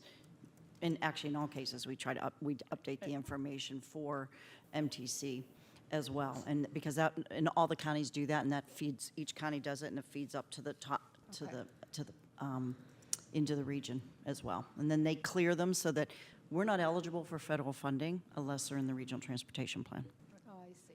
I will also mention, we're in that process now of doing our travel demand forecasting on the projects and evaluating the impacts, because even if the environmental clearance is still intact, we do look at changes in travel patterns, what the new quantifications are in terms of the travel behaviors. Yeah, we do so look at you would reconsider anything that was not consistent with the direction that we're going? Correct. Okay, thank you. With that, I'd move it. So we have a motion. Do we have a second? Oh, are you full of information now, everybody? We're good? Okay, we're going to move on then. Thank you for catching that. No other questions? I thought I saw another light. Nope. Okay. We're now on to item 7.1, and this is to review and accept the fiscal year 2024 Statement of Revenues and Expenses for the period ending March 31st, 2024. So Jaden and Greg, welcome. Good evening. Jaden Sanga, Deputy Director of Finance, presenting on the third quarter fiscal year 2024 budget update. Next slide, please. Next slide. All right, so on this slide, we have our operating position at the end of the third quarter. So on the left-hand side table, we have our annual revenues and expenditures. For the revenues, we budgeted $603 million, and at the end of third quarter, we've collected $441 million of that, and that's roughly 73% of the revenues received. For the expenditures, we've budgeted $607 million, balanced budget for 24, and at the end of third quarter, we spent $426 million. Again, 70% of the budget spent. So we're ending the third quarter with a net positive operating position by $12 million. On the right-hand side, we're seeing some of the large variances on the revenues and expenses, and this is consistent with the first 3 quarters of fiscal year 24. Fare transit revenues are slightly uptick. We budgeted 19.4, $21.3 million were received with a favorable variance of $2 million. And one thing that we're seeing is a sales tax decline, and that's consistent with a lot of the cities and counties, consistent with the low consumer spending related to retail sales, business-to-business sales, low auto sales, and things like that. So we budgeted $209 million for the first 3 quarters, and we are at $201 million. So that's an unfavorable sales tax receipts of $7.7 million. TDA revenues are up by $2.8 million. And on the bottom of that slide, we have Q3 large variances for the expenditure side. We have labor cost that is a favorable variance of $4.7 million related to our vacancy savings of roughly 8% at the end of third quarter. We have professional and special services related to our contractual services, and that's also favorable by almost $5 million. And our fuel cost is seeing a little bit of an uptick with the unfavorable variance at the end of third quarter by $1 million. Next slide, please. This slide here, we're just showing a graphical presentation of where we are at the end of third quarter. Again, $441 million in revenues received, 73% of the total revenues. And just looking back where we've been at the end of third quarter, looking back since fiscal year 2020. So we've been in the range of 70 to 75% of revenues received at the end of third quarter. Next slide. And again, this is a graphical presentation of our expenses. $426 million of the budget expended, 70% of the total budget, and looking back again, we've been in that 70% range in the expenditure at the end of third quarter. Next slide. I want to spend a little bit of time here. This is our third quarter VTA non-transit fund revenues and expenses. This is outside of VTA transit. So we have 2000 Measure A, 2016 Measure B, BART, O&M. These 3 are inconsistent with where we should be for our revenues and expenses. Our CMP revenues are slightly higher, but CMP budget is relatively small, a $7 million budget, and we're seeing about a $400,000 increase in the revenues related to federal operating grants that came in. That's showing a little bit of an uptick. And our Silicon Valley Express lanes, this is consistent with what we presented to you for second quarter. Our revenues are higher related to our traffic volumes have increased since we budgeted for fiscal 24, the revenues for Silicon Valley Express lanes. And also we're seeing tolls and violations coming in a revenue format where we budgeted only for the toll revenues for Silicon Valley Express lanes. And that concludes, next slide please. Concludes my presentation. I'll be happy to take questions. Thank you. I'm going to see if we have any public comments first, and then I'm going to look to my colleagues. None online. We have none. I'm going to close the public comments, and I'm going to look to my colleagues. I'll start with Sergio. I'm curious the professional services cost, why that came in so much lower. Obviously, it's good to have a favorable number, and I'm looking not just the absolute number, but as a percentage of what was budgeted. Can you speak to the causes behind that? Sure. These are contractual services, so related to things that our normal employees are not providing these services. And a lot of times invoices are typically paid in the fourth quarter. So when we close out the year, I expect that number to be pretty close to budget. This is just a timing difference on where we are in the third quarter and fourth quarter, and we're expected to see that number to be close to the budget. I see. Thank you. Seeing no other questions, I'm going to now ask for a motion. This is an action item. I would move acceptance of the report. Second. Thank you. We have a motion and a second. Now I'll ask for a roll call vote. Blankley? Yes. Yes, thank you. Burt? Yes. Davis? Yes. Dean? Yes. Foley? Aye. Kamei? Aye. Lee? Aye. Mahan's absent, so I'll call on Cohen. Absent. Montano? Yes. Torres. Lopez. Aye. Chair Chavez. Yes. Motion passed. Thank you. I'm going to move us to item 7.2, and this is an action item to amend the fiscal year 2024 VTA's BART O&M program budget to increase the appropriation of 2008 Measure B funds in the amount of $8.4 million for fiscal year 2024 to fund fiscal year 2021 and to 2023 resolved capital cost disputes, which will be paid to BART in fiscal year 2024. Evelyn Ho, our program manager for BART to Silicon Valley Extension, and Greg Richardson will, they have some splaining to do. No, I'm just kidding. Go ahead. That's no problem, ma'am. Good evening, VTA board members, Carolyn and Evelyn. My name is Evelyn Ho. I'm the VTA BART Silicon Valley Extension Program Manager. Today, I'll be presenting the FY 2024 BART O&M Program Budget Augmentation. To provide some background on this item, the VTA BART O&M agreement contains the following key terms and funding, the following cost and funding terms. VTA is responsible for the O&M costs determined by calculating the difference in total cost with and without SVRT extension. In other words, VTA is paying for the incremental cost of the total O&M cost. And all fares paid by riders entering or exiting in Santa Clara County are credited to VTA to fund VTA's O&M and capital costs. For example, when a rider enters at the Bay Area station and exits at the Lake Mary station, VTA gets the whole trip fare for our credit. Moving forward, VTA is responsible for 100% of the SVRT capital costs and a proportional share of the core system capital cost. Annually, VTA and BART work together to develop an annual capital investment plan. At the end of each fiscal year, BART and VTA conducts an annual reconciliation.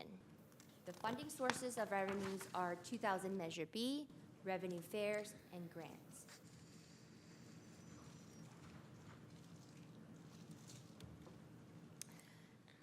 This slide, wait, it went too fast. This slide gives you a FY 2021 to FY 2023 dispute resolution summary.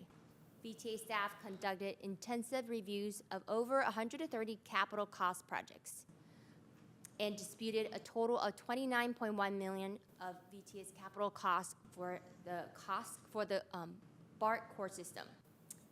Disputed costs were mostly due to VTA being unable to confirm and verify VTA's assigned financial responsibilities. After regular coordination and collaboration, VTA and BART staff resolved a $15.3 million of the capital cost dispute from FY 2021 through FY 2023. VTA staff did not record these disputes as expenses within each fiscal year due to the disputes may not be actual expenses for VTA.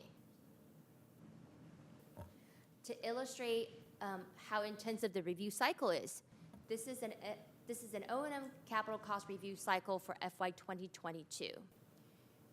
In FY 2021, a month before the actual FY 2022, VTA reviews and approves BART's proposed forecast for VTA's cost obligation for FY 2022, and VTA disputes a cost that needed further clarification. So in the actual fiscal year, VTA pays BART on VTA's approved cost, and VTA records expenses based on the payment to BART. The disputed costs are not recorded as expenses until resolved. And VTA, during this year, VTA and BART continues to collaborate to resolve the disputed items. 3 months later, in FY 2023, VTA reviews and approves the FY 2022 preliminary actuals of VTA's cost obligation. And a year later, VTA reviews and approves the final actuals of VTA's cost obligation, and VTA received the credit against the FY 2022 budget based on the FY 2020 actuals. As I mentioned in the previous slide, the dispute costs are not recorded as expenses until resolved. The slides illustrate a recorded expense savings of $108.6 million for FY 2021 through FY 2023. The summary table shows the projected actuals of $15 million for FY 2021 to FY 2023 for the resolved disputed costs that will impact FY 2024 budget. Due to the positive variance on FY 2024 budget, VTA staff is seeking to amend the O&M program budget in an amount of $8.4 million. VTA staff recommend to amend the FY 2024 VTA's O&M program budget to increase the appropriation of the 2008 Measure B funds in amount of $8.4 million for FY 2024 to fund the disputes that's in FY 2021 to FY 2023. This concludes my presentation. Thank you. Thank you. I'm going to first see if there are any public speakers on this item. There are no hands raised online. Thank you. I'm going to close the public comment period, and I'm going to see if there are any comments or questions from my colleagues. Seeing none, I do have one. You, Adam? So I just want to have a PSA encouraging people, please take BART please take BART from Berryessa and Milpitas. Thank you. Your commercial, Marie? So when we don't record, I guess for staff, when you say you don't record the expense until it's resolved, is that because you're saying that you don't think we owe any of it? In other words, are you making a determination that what's unresolved is that VTA is responsible for any of it and not just there's no portion that's the dispute? Because I'm wondering why you wouldn't record a liability when you know you've got some. Well, let me talk on the recording side of it. What's actually happening is there's a cash transfer that's occurring between us and I'll call it the escrow agent. That's being recorded. So we're identifying this cash transfer, and in our, called the 2008 Measure B schedule, we're identifying basically that payment and that liability exists. We are evaluating whether or not we want to record either a pure liability on the books or an expense at the time of that payment. But what's happening now is that cash transfer is occurring. We have that, we're recognizing that cash transfer, we see it, and then once it's resolved, any payments made will then be recorded as expense. Anything that's coming back to us will come back, basically reverse that escrow amount, come back to us as cash. So we see it, we know it's there, and it's being recorded. I'll call it more of a schedule, a subsidiary schedule sort of reconciliation for us, but not necessarily on the books as we speak today.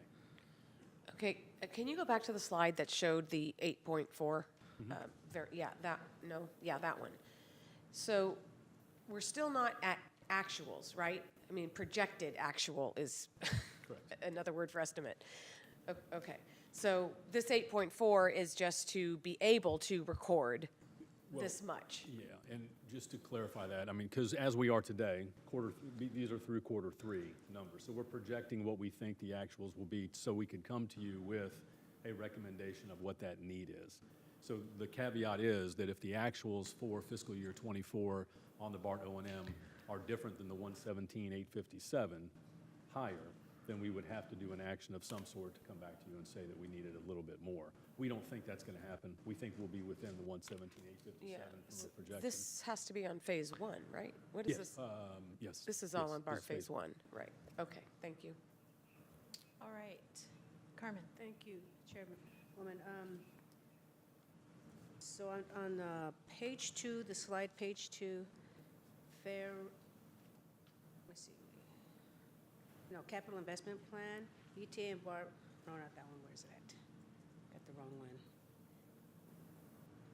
That capital cost. VTA is responsible for 100% of SVRT capital cost and a proportional share of core system capital costs. So, for example, I've been getting complaints about the escalator not being operational in the Milpitas BART.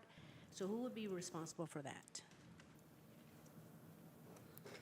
So, sorry, if it's the escalator within the paid area of BART, then it's BART.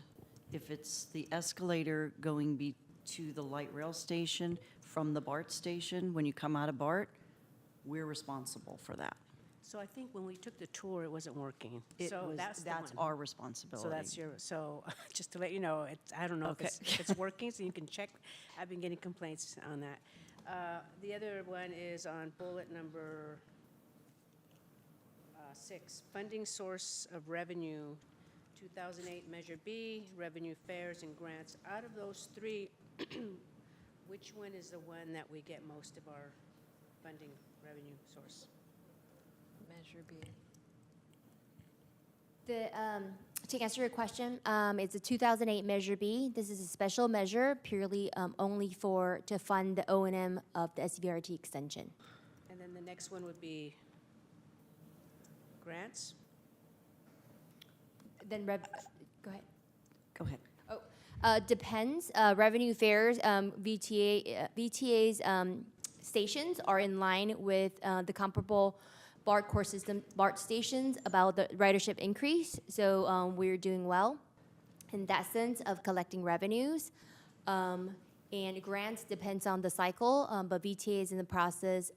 The O&M team is working closely with the grants team trying to obtain all the possible grants. And just like last month, VTA board members has approved the O&M program to receive about $5 million for the LC top grants. So thank you for that support. Okay, good. So on the revenue fares, that one, how are we doing on that? Are we up, down, or just flat? We are trending up, and we did a comparison to comparable BART stations. For example, VTA's comparable station for the end of the line Barrisa station, we did a comparable comparison to the Millbrae station, and these two, they are trending about the same on the ridership growth rate. So we are matching up. Okay, great. All right. Yeah, all right, thank you. Thank you, Carmen. So seeing no other comments or questions, did we have a motion on this? I apologize. So I need a motion to take this action.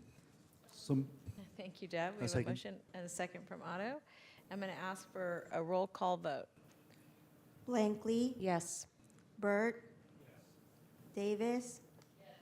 Dean. Yes. Foley. Aye. Kamei. Lee. Aye. Mahan's absent. Cohen's absent too. Montano. Yes. Torres. Lopez. Yes. Chair Chavez. Yes. Motion passed, Madam Chair.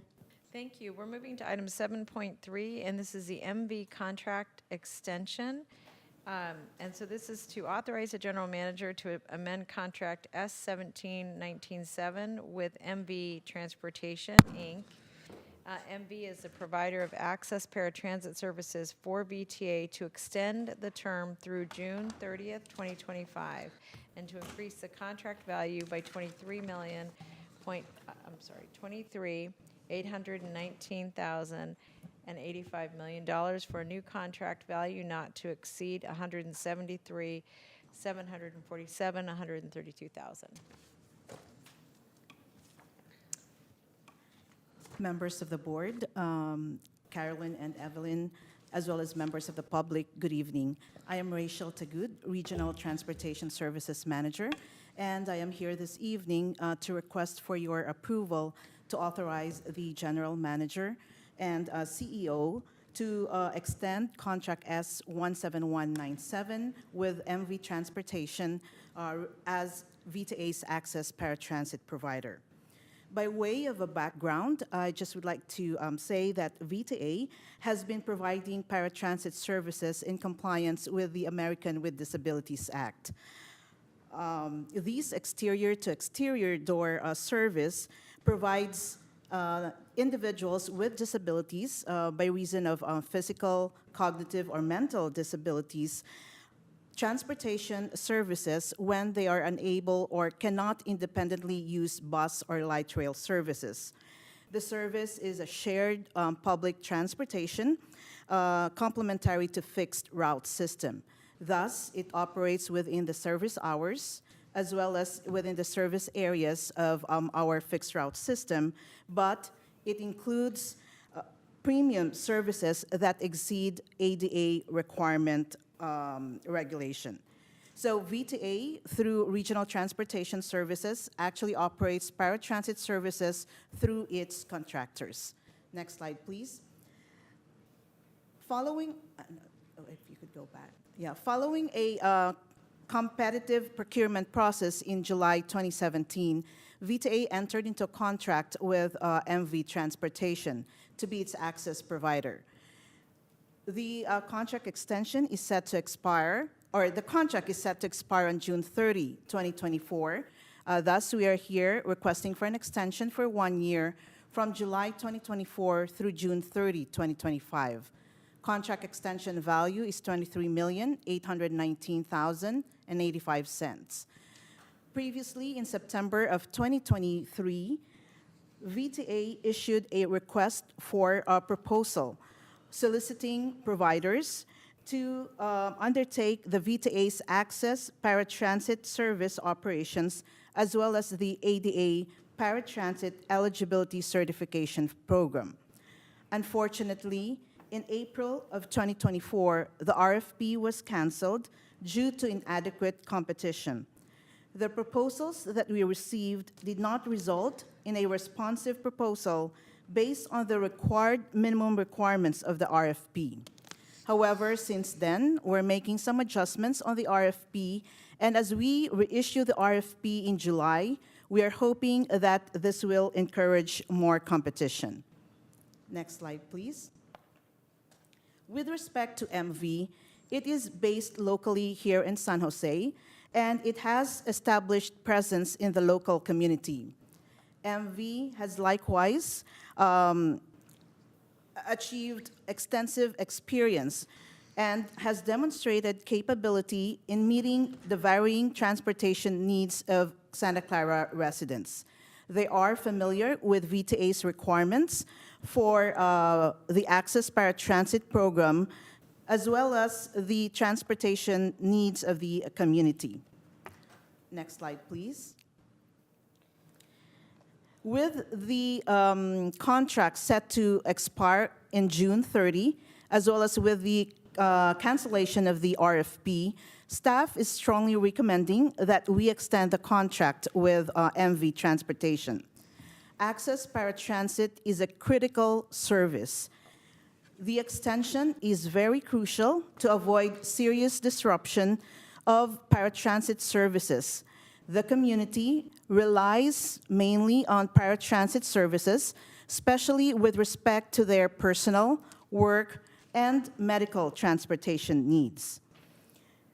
In addition to that, the extension will also align with VTA's goal of maintaining quality paratransit services at reasonable costs.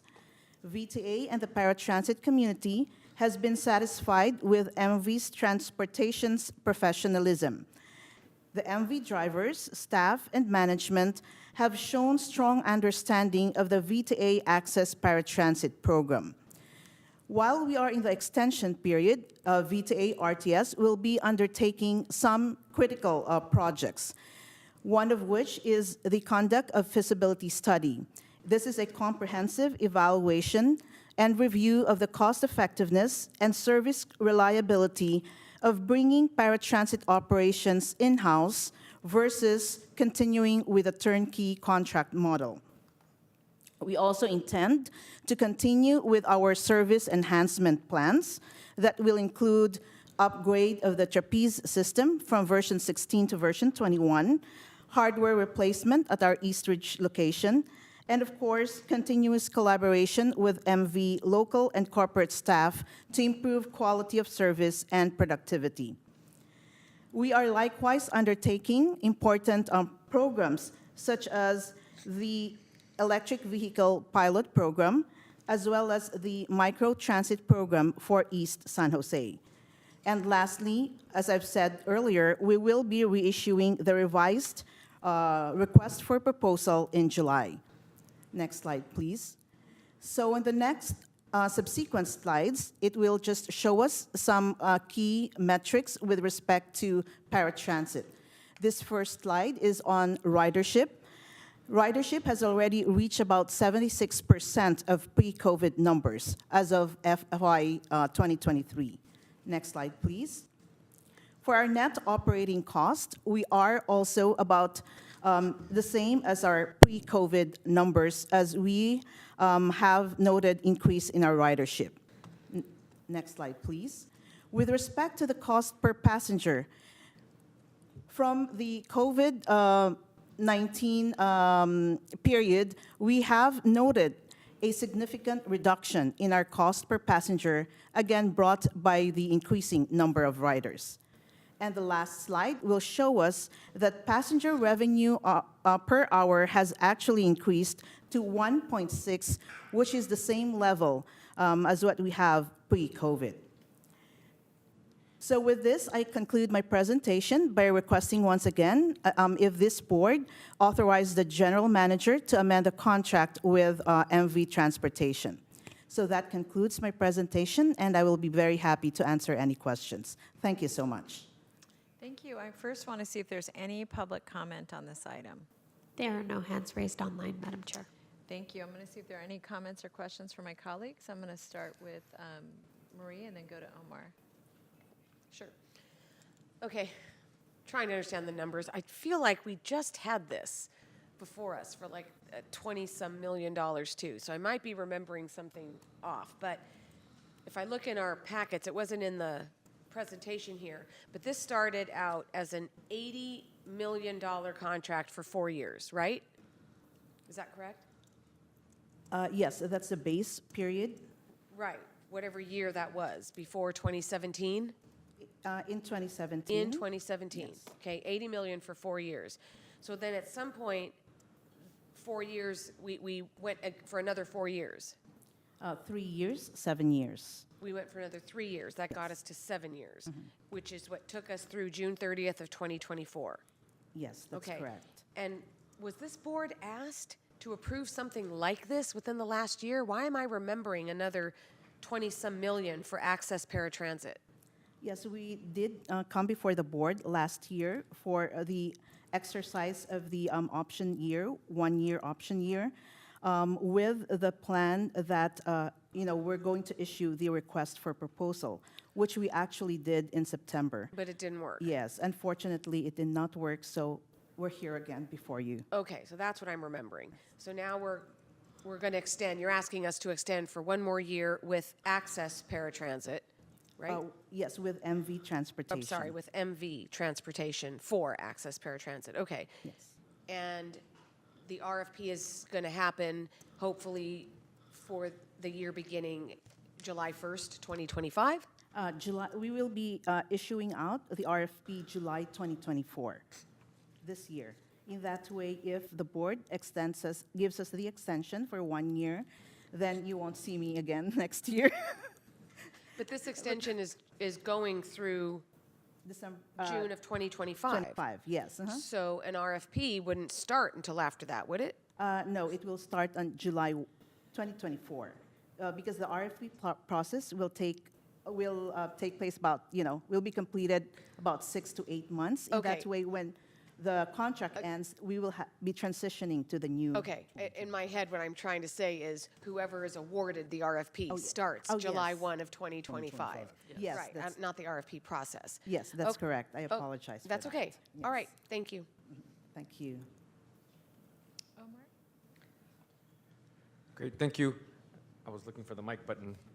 So this has more to do maybe with how folks utilize this service. So myself and Director Davis sit on NSE on our San Jose City Council, our committee, Neighborhood Services and Education, and our PRNS department has told us that folks need a doctor's notice or a permission slip from their doctor to actually utilize this service, especially when they want to go to our local senior centers. Is that correct?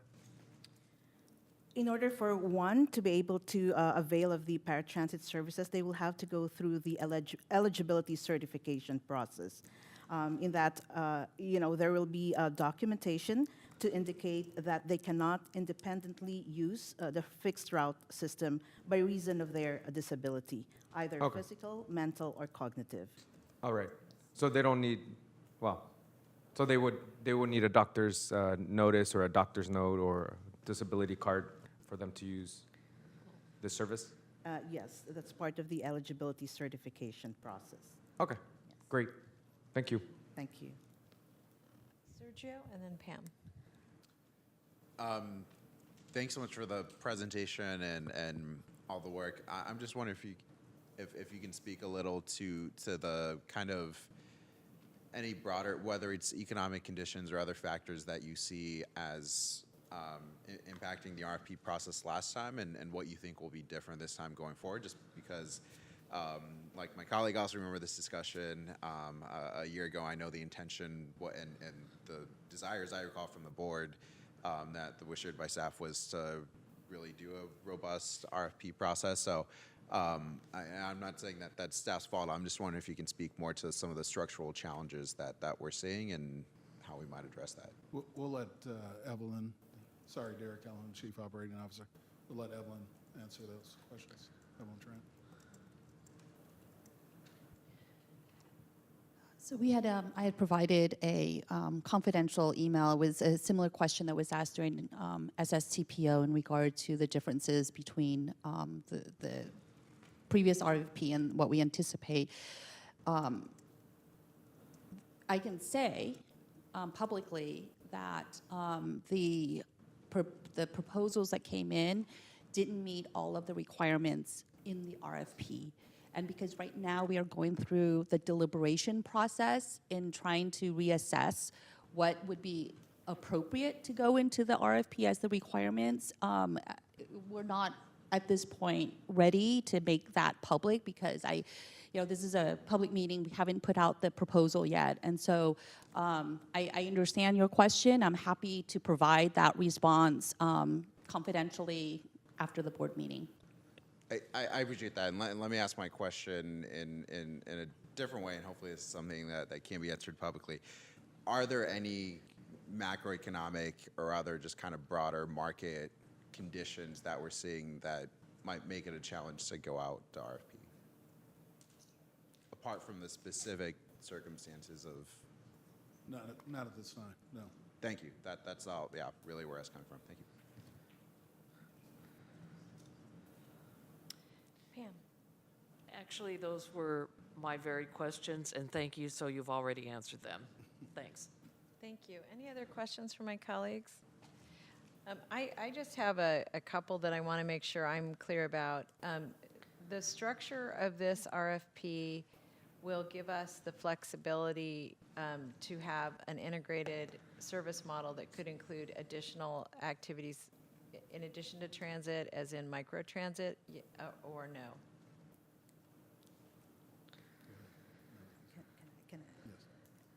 Yes, it will include that provision in the RFP that will be issued out. Thank you. And this also would give the option of the organization to decide whether or not they wanted to bring any of these services in-house. So that's the purpose behind the feasibility study. So we'll study that first to see if it's economically feasible. Thank you, Derek. I'm presuming that the study and the RFP design will be done concurrently. Yes, it will. Thank you. That's what I got a little thrown by. All right.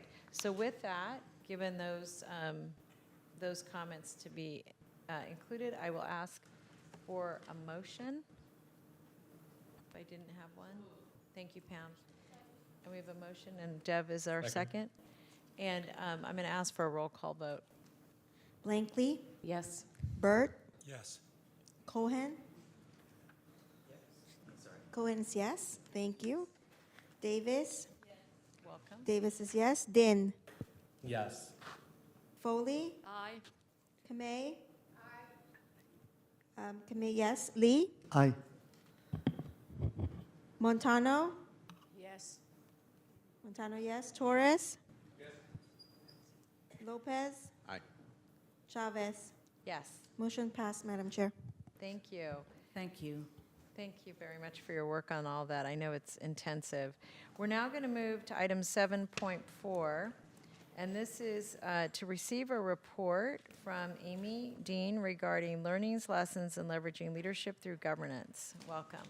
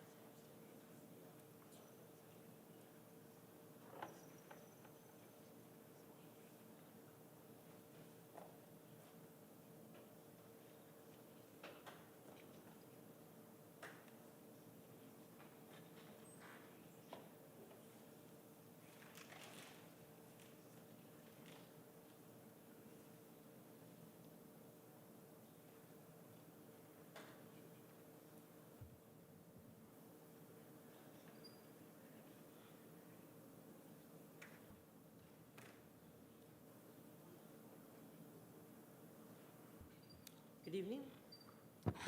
Can you hear me well? Can, thank you. Welcome. I don't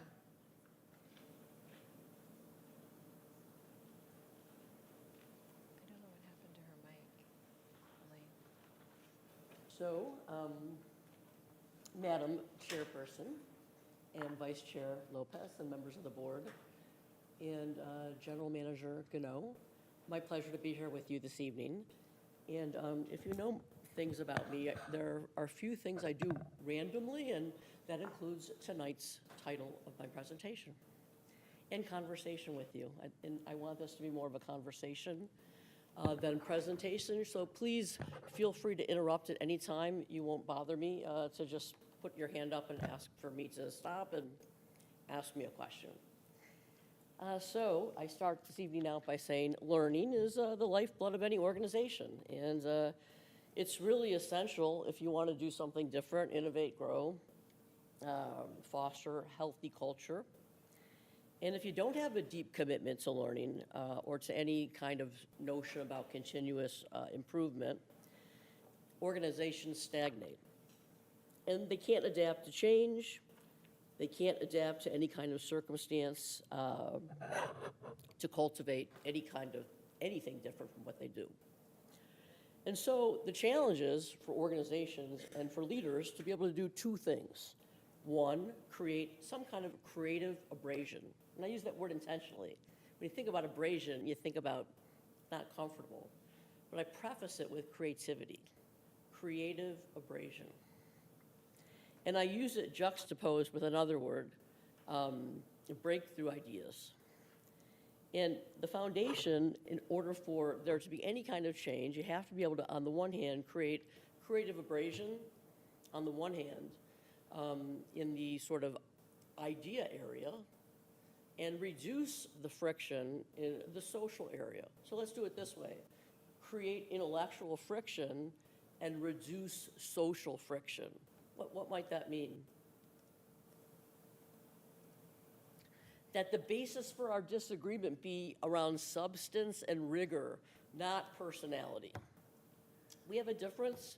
Let's have the difference be on the basis of substance, not personality or who you are or something I heard about you. That it be on the basis of rigor. And honestly, to me, and a lot of the leadership literature around the country is the basis for applied leadership is, can you do those two things and can you do them well? Because it's difficult. But not only is it the basis for leadership applied, it's also kind of a basis for character and integrity. And I want to make another point, and then I'll introduce myself to you. My computer keeps going in and out.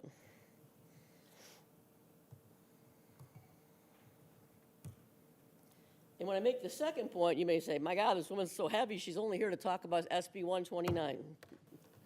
But it's actually a heavy topic. I intentionally named this presentation not just about leadership and learning, to emphasize the role that learning plays in any kind of transformational change and in healthy organizations, but I also want to emphasize the whole role of governance. And the reason I want to emphasize the role of governance and the potential it has to play in all the aspirations that you hold for yourselves as a body is because governance gets a really bad rap. In the area of leadership, almost every social science practice has study and practice around leadership. It's a virtuous circle. You study leadership, you practice leadership, and the literature grows and the practice grows. But in the case of governance, that's just never been the case. Governance literature is pretty much filled with do's and don'ts and technical practices. It really does not benefit from the rich literature and practice that leadership does. So you get a lot of technicals like make the committee this size, rearrange the group this way, have another association or task force. But there's not a lot of richness behind what is good governance and how do you improve it. There's a little bit of good stuff that's coming out of the Kennedy Harvard School. We'll talk a little bit about this tonight, which is what would governance reimagined look like if governors who sat on boards actually exercised leadership? In other words, as a leader, every one of you wears multiple hats. You may be elected official, but you're a coach, you're a parent. What else are you? You're a mediator, you're a visionary, you're lots of different things. And you have multimodal ways in which you use your lenses to look at the world. You don't just look at the world in one lens as a leader, do you? How many of you use multiple lenses when you think about a problem in your community? How many of you look through multiple lenses? Just raise the hands. Right. So it makes sense that when you govern, you might want to think about your role in a trimodal way. And we're going to talk about that tonight and how that opens up lots of possibilities for your role as governors in this agency.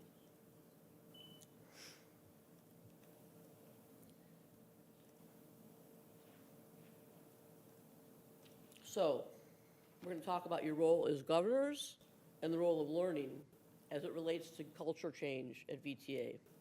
So my name is Amy Dean, and here's what I do. I help leaders build healthy workplace cultures, and I do it by partnering with them and their organizations to align strategy and organizational values. I create the conditions for multi-stakeholder teams to collaborate, and I design and I deliver hybrid learning labs to support leaders from the C-suite all the way down to the front lines to build the muscles and mindsets to resolve workplace conflict creatively. But the truth is, what I do is I'm a pattern recognition business. I'm in the business of pattern recognition. Because when it comes to the way people interact, the patterns are particularly predictable, and the challenges are pretty much universal. And I want to emphasize that my reflections tonight are not opinions. They're empirical, they're grounded in behavioral science, industrial psychology, and the social sciences. And they're normative. And I'm not going to apologize for combining sober, dispassionate observations with empathy and passionate pleas, because my job is not to offer answers, because you all have the answers, but to offer guidance with humility and respect and provide frameworks that will enable you to come up with solutions. Now, the truth is, this is a heavy point, but is not to be overlooked. Sometimes we are people, we are good to each other, and there are other times we are not. And we can create chilling conditions even when we have the best of intentions. My favorite philosopher, Hannah Arendt, once observed in a groundbreaking work that on the nature of evil. And the sad truth, she said, is that most evil is done by people who never make up their minds to be good or evil. Arendt's insight was drawn from her coverage of the Nazi trial war criminal Adolf Eichmann. And she said was that great evil doesn't necessarily arise from malicious intent or a desire to cause harm. It often stems from a failure to think critically, to question authority, and to take moral responsibility for one's actions. And she said Eichmann, in this case, who was the orchestrator of the Auschwitz, Arendt's analysis was that he wasn't a monster driven by hatred. He was a bureaucrat who unthinkingly followed others and failed to consider the consequences of his actions. And this banality of evil, as Arendt termed, is a sobering reminder that when we all have the capacity to contribute to harmful conditions, if we are not vigilant in our commitment to ethical behavior and critical thinking in the context of the workplace, this means that toxic cultures and dysfunctional patterns can emerge, not because people are inherently bad, but because they fail to question established norms, speak up against injustice, or consider the impact of their actions on others. And so our challenge then is to cultivate deep sense of moral responsibility and create a culture where everyone is empowered and expected to think critically, voice concerns, and act with integrity and not get punished for it. And this requires more than good intentions, rhetorical flourishes, lots of long hours filled with dedicated hard work, with lots of people running around spending lots of time. It demands something super different. You do not need me or any other consultant to come up here, or coaches, no matter how talented or gifted, and help you do what you're already doing. You know exactly how to do it. You don't need us. Only by recognizing our own, and I put myself in that, our own. I'm not separate from you. Our own capacity for complicity and actively working to counteract it.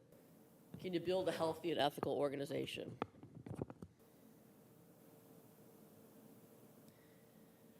So, our purpose tonight is to start a candid and courageous conversation. And I say courageous because it's hard to have a courageous conversation here. You know, Carolyn Gano once said to a union member, she said, you know, Amy Dean talks a lot. And it could be true, I do talk a lot. But here's what she really meant. She meant Amy Dean talks with candor, what she meant. It's hard to have courageous conversations here because you don't get invited back. And worse, if you work here, you get thrown out to Siberia. And the problems here are deep-rooted, and they've been around since before. I don't know if you all read this book, but you need to read this book because they started this far back, and until you understand the basis of where they started, you can't fix them. You got to understand the genesis of where things started. And I want to have a candid, courageous conversation because who wants to come back and hand over to, how many of you want your legacy to be to handle the same things off to your successors that you inherited? None of you want to do that, right? None of you. So we want to communicate how intractable the issues are, but at the same time, we want to inspire you that you can fix them because we know how to do that. We do. We all know how to do that.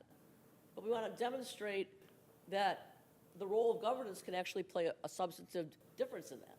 That's our goal tonight. So what did we get called on to do?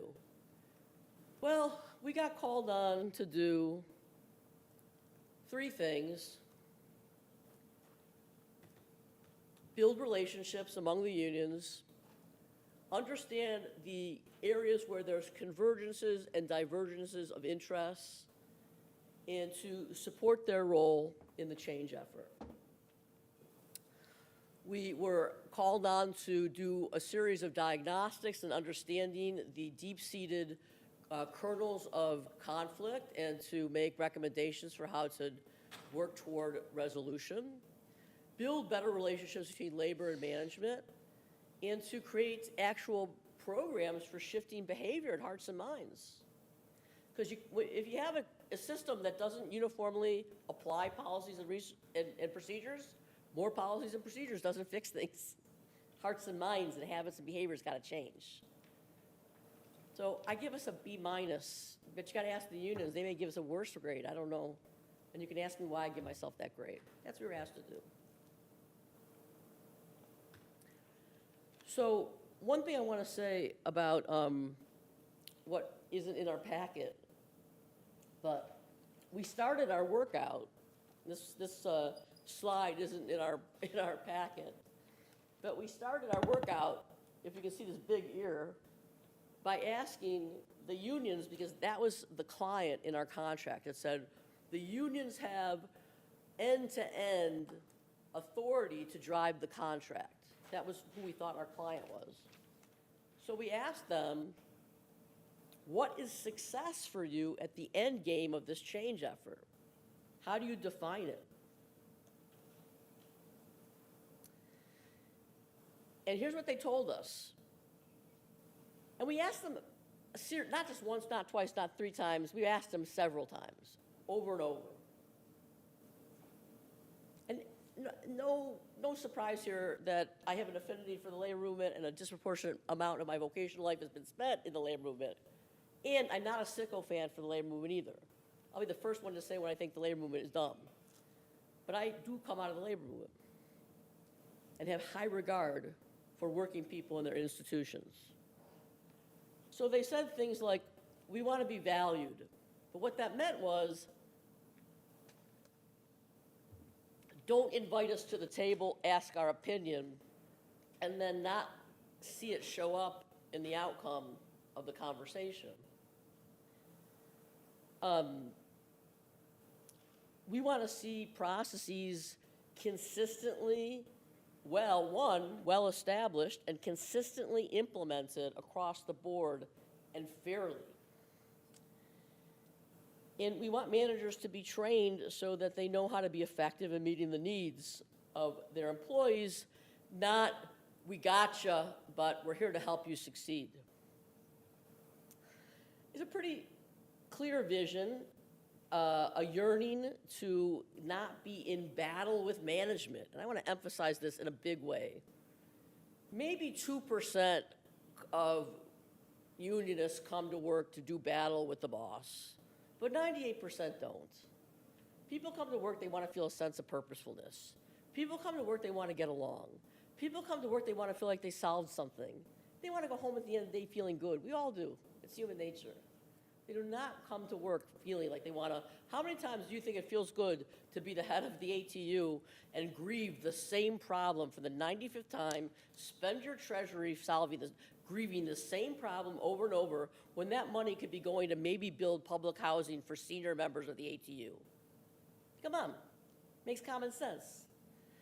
You think you want to spend your money, on the one hand, supposedly we're building labor management collaboration, and now a whole bunch of your treasury is in a lawsuit over, with the VTA because somebody has decided they're going to change a policy that's been in place for 100 years, and now you're in litigation. That's not what unions want to do. Unions want to be part of governance, not grievances.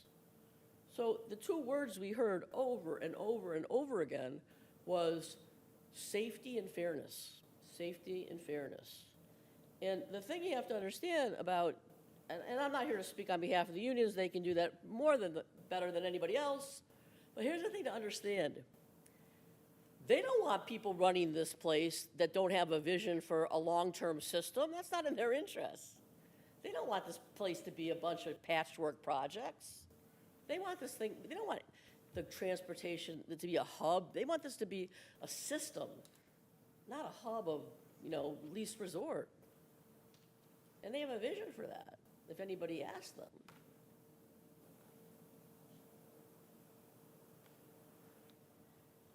Here's one of the things that's painful too. That I'll say, and I don't want to embarrass them or make anybody feel bad, but when you're granted, I think this is one of the hard things I just want to put on the table. They were positioned as part of this change effort like they were driving the show. The structure of the SB 129 committee was set up in such a way where it was the leaders of the unions and 2 members of management. And I want to acknowledge the amazing amount of work they did to build an infrastructure to support employees' mental health concerns, okay? The work that management and labor did at VTA to build an infrastructure of mental health support, both financial and psychological, in and of itself is culture change. And if the board has not acknowledged that and celebrated that with these managers and unions, it needs to. Because that in and of itself was culture change. Because never before has labor and management ever sat together and done something that huge. And I think it needs to be recognized. However, when you get to something much more murkier, like, okay, now we're going to make changes around the way things get done around here, which is the definition of culture. Culture is defined as, you may find this funny, but the academic definition is the way things get done around here. It requires a different infrastructure for how do you make decisions together versus how do we just simply create services and projects together. Does that make sense? Or does that sound confusing? It's one thing we're going to create social welfare system together versus now we're going to change the way things get done around here. That's different. It was great when we were just simply working together to create something. Now it becomes much more high stakes. And the system was not set up to support that. But I do want to recognize how hard work was done and how that should be celebrated. So the challenge is now you go into a situation where on the one hand, you have respect and permission, but you didn't have both. You know what I mean? To have respect and permission. So that's paternalism, when you don't have both. You have respect, but you don't have permission. Or you have permission, but you don't have respect. And then you're just simply a tool. You understand what I'm saying? Does that make sense? I'm going to give you respect, but you don't have permission, or I'm going to give you permission, but not respect. That's paternalism. There's no other definition for that. And in change efforts, in any other place in the country, if you're going to have a real change effort, the leader either sits at the table or delegates the authority, period.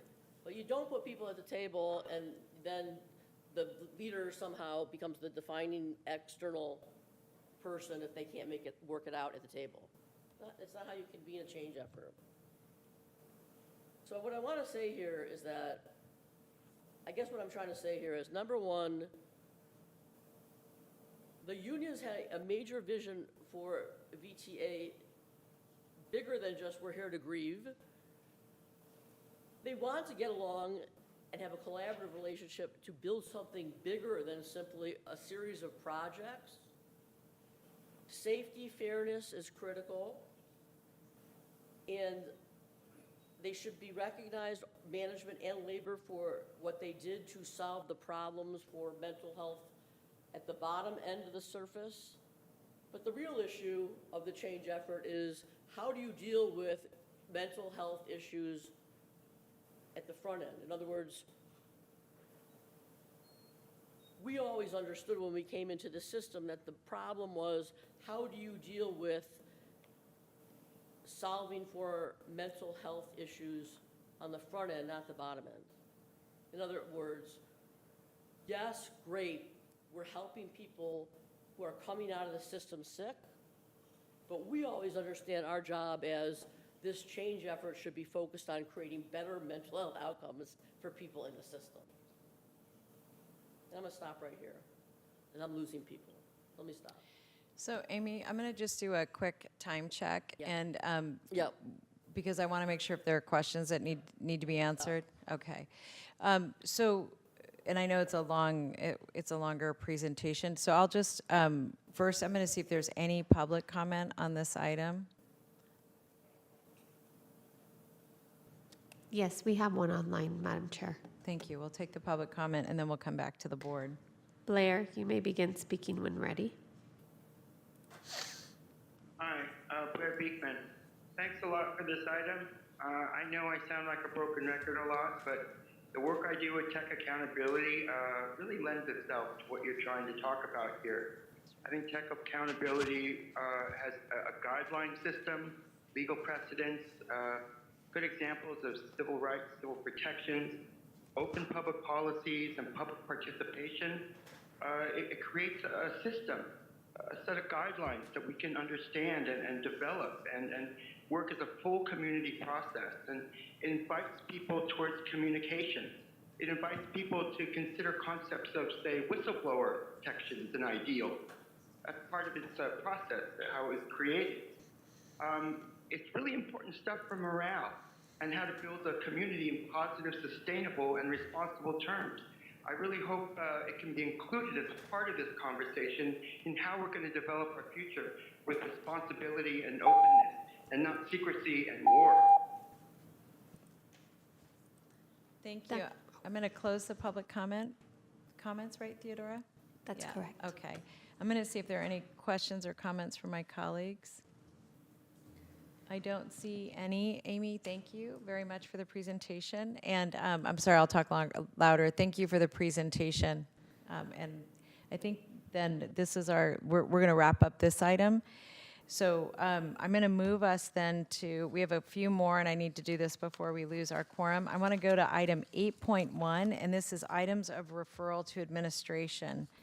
And colleagues, I'm going to read something into the record here that just to raise some issues that I've been concerned about, and I know that a number of my colleagues have been. And that is that it's critical that all contractors, both providing professional services and construction, keep projects in mind as they perform their work for our BART Phase 2 program. This includes consultants providing programming, management, general engineering, and construction management services, as well as construction contractors doing the work. And of utmost importance is ensuring all contract consultants and contractors are aligned with VTA to meet the project's budget and schedule, specifically the near-term goal of achieving the full funding grant agreement. With this in mind, I request that staff report back on how they are managing these contracts and their contractors' performance, including options for how staff will issue new procurements if performance within the budget is not met. I'll give this in writing to the clerk. And colleagues, really what I just want to make sure of is the work that we've already been doing through the ad hoc committee, that the staff has the ability to come back to us if they need to at our next meeting in August to explain more robustly how they're going to proceed down the path of making sure we're getting our project done within budget while we're trying to get our full funding grant agreement. Are there any other referrals from colleagues or areas of concern? Seeing none, I'm going to see if there are any announcements. None. Except I'm going to say on Saturday we are breaking ground. Please come. It's Festivus for the rest of us. It's going to be awesome. All right. And then lastly, are there, I don't think we have anything else. We have no closed session. I'm going to wrap up the meeting and say thank you to everyone. What? We did it at the beginning. Yeah, we adjourned in memory of Victor Garza. So we'll remind everyone and say thank you. And thank you to all of our alternates for being here today. Please go to the APTA conference, and we're so excited to be hosting that. Thanks all. I will be ending the meeting for all. Recording stopped.